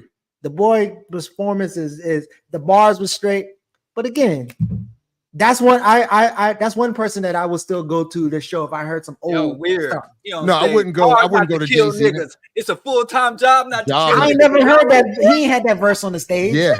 He only have Hard Knock Life. You're damn right, and that's a bar. That's a bar. Jay-Z, that's a bar. It's like a Fred Hampton would say the same thing, though. Right? Streets is watching. Wasn't that what Zimmerman said when they took him to court? Oh my God! Oh wow! See how you do? Oh wow! Well, didn't Fred Hampton say that with the black newspaper? I mean, but you could do that with anybody's Replace lyrics. any other population and see where that gets you. Didn't George Bush, when he was snorting coke at the party, say this is a dope jam? Let us define this term we call dope. Did he do the same? Why y'all be acting like people don't have like everybody got a life and a story that just no, you're everywhere. I'm not anywhere. I'm not in no streets. I'm not outside nothing. You are every single. You are the black. Years old. I'm 40 years old. You done been over the seas. You are the black Waldo. You are the black. Where's Waldo? You are everywhere. You are in every scene. You are the black Forrest Gump. You are everywhere. Been in every. I'm 40 years old, and I had a interesting life. I'm telling you though, and I'm going to continue to invite people to support my effort in this. I am on a bucket list endeavor to see D'Angelo perform live. So he currently has no tours, no performance dates listed. Please, let's all encourage the brother to go on tour, do a live, and then please make sure I'm alerted and have plenty of time to get my tickets, because I will go anywhere in the world and pay damn near any cost to get damn near any seat. R&B singer? D'Angelo, absolutely. What I've seen, when I've heard his live performances, what I've seen on YouTube of his live performances, my God, I can't believe I haven't. And then when I went, I went to a show to see him and he canceled it. So I have put in the effort, and that's my only one on the bucket. Your wife, your bucket list is to take your wife to see. I'll take the kids too. And that's why I was like, I don't even want to go nowhere except to go see the show. My wife was just telling me yesterday, she said, I'm trying to whisk you away so you could, so we could go somewhere. And I was like, I don't want to go nowhere unless it's to see D'Angelo play. Hey, I've already fulfilled my bucket list concert. Who's your bucket list concert? Jill Scott Heron live. Oh wow! Hey, so son said I saw Prince twice, so I feel pretty bucket listed. But that's Zenzi. Son said that he's been meaning. Son said he's been meaning to hit me up, and he blah blah blah blah, and he's flying to DC tomorrow, but he's still down to come on. What topics do y'all want to cover? So we want to talk about Gullah language so and Harvey. so tell him to be in touch with me and Diallo, and he can join us next week when you're in Cuba. Okay, fine. It's not next week, it's week after next, but okay. Or whenever. But anyway, you know who I'm going to see though? You know who I'm going to see who's just as good as D'Angelo? This brother. Careful. He I don't don't even even sing. know who that is. That's what I don't that's even the know who problem. that is. This is the dude who make his guitar sing. And his guitar sounds like it's D'Angelo singing. I'm going to see him. He's coming to Chicago. Diallo, you should take your wife. Why? I don't know that you should do that, because now I'm already, that's not fair to this dude. Don't say don't say somebody that you can't just say somebody is as good as with no Bro, evidence. I'm talking about his talent. That boy is good. Okay. You ever No, seen there's a lot somebody of make a talent guitar out there. sing? He can make a Absolutely. guitar No, absolutely. No, absolutely. I'm no, there's a lot of talent out there. Most of them are not famous and are underappreciated. I'm not, so I don't doubt Listen, it. I But saw a brother in Cincinnati once who had 15 instruments that he could make with his mouth. He didn't even have no instruments. Sound like a sax, trumpet, trombone. So yeah, there's some talented people. look, yeah, I gotta go, man. Somebody just put it in the chat too. I gotta go watch England, Switzerland, and then Spain, Germany later on today, right? Nobody on that shit. Who are you No, Spain, Germany is first. I'm sorry, I'm wrong. Wait a minute. Soccer, right? Yeah, Spain and Germany is at 12, and Portugal, France at 3 o'clock. That's a crazy. I gotta go. Tomorrow is England and Switzerland and Turkey and another Turkey. I think they changed it. They don't call it Turkey anymore. It's Turkey, right? No disrespect. I don't know. That's what they say on the TV, man. No disrespect. Look, one of my mother's closest friends was an Armenian, so we got a whole anti-Turkish bias around here to begin with. So I don't even mean to get whether I got their name right or wrong. I don't even know. I'm just saying, yeah, it was rough around. Don't talk about Turkey or whoever around, Yeah, I got 26 minutes, and I got to go. He said you had to go. I got to go. I got 26 minutes. Chitty Macha, thank you. Chitty Macha on taking care of my Twitter timeline, my schedule, making sure I'm, up to date, All right, man. informed, and just on tell time. us you don't want to be around us no more. Just tell us. Well, Diallo, as Diallo already said, I don't have no friends. That's what I'm Diallo, man. That's your fault. Let's give up on Jarrett, man. We trying to be I'm friends. way ahead of you. I've been done gave up. It really is. It is my fault. thought we The was gonna do world some has small done nothing talk. but try to be kind to me, and I have just Jarrett, rejected that kindness. I think Yes. you're nice. You got a nice white shirt on, brother. It matches the beard. I just needed to go all gray. The salt and pepper. And you got I just want look at the that. You full got gray to come out. your The color hell with that all coordination, great brother. shit. I'm about to, dye my shit jet black. Nah, Don't do I it. want the Don't do gray. Yeah, right here. Oh yeah, it's gonna be black. I just saw an old video of myself before I had any grays in my beard. This shit about to be jet black. All right, man. Wife. Thank y'all for tuning in to Black Left Nepotism Radio Okay. podcast. All right, If you ain't on the left, we got nepotism for those on the left. So you ain't on the left, you can't come on here. Look, E.T., you came out in favor of nepotism. It's because I'm he black don't have any nepotism. children. That's the real thing. Once he had kids, he'd be like, man, fuck that shit. Don't give your kids nothing. Once you have kids, you'll join me and Jared. And Well, honestly, LeBron's younger son is the better one. So when he make it to the NBA, it's because he actually has a talent. Yeah, the younger son better than Bronny. But that's another conversation.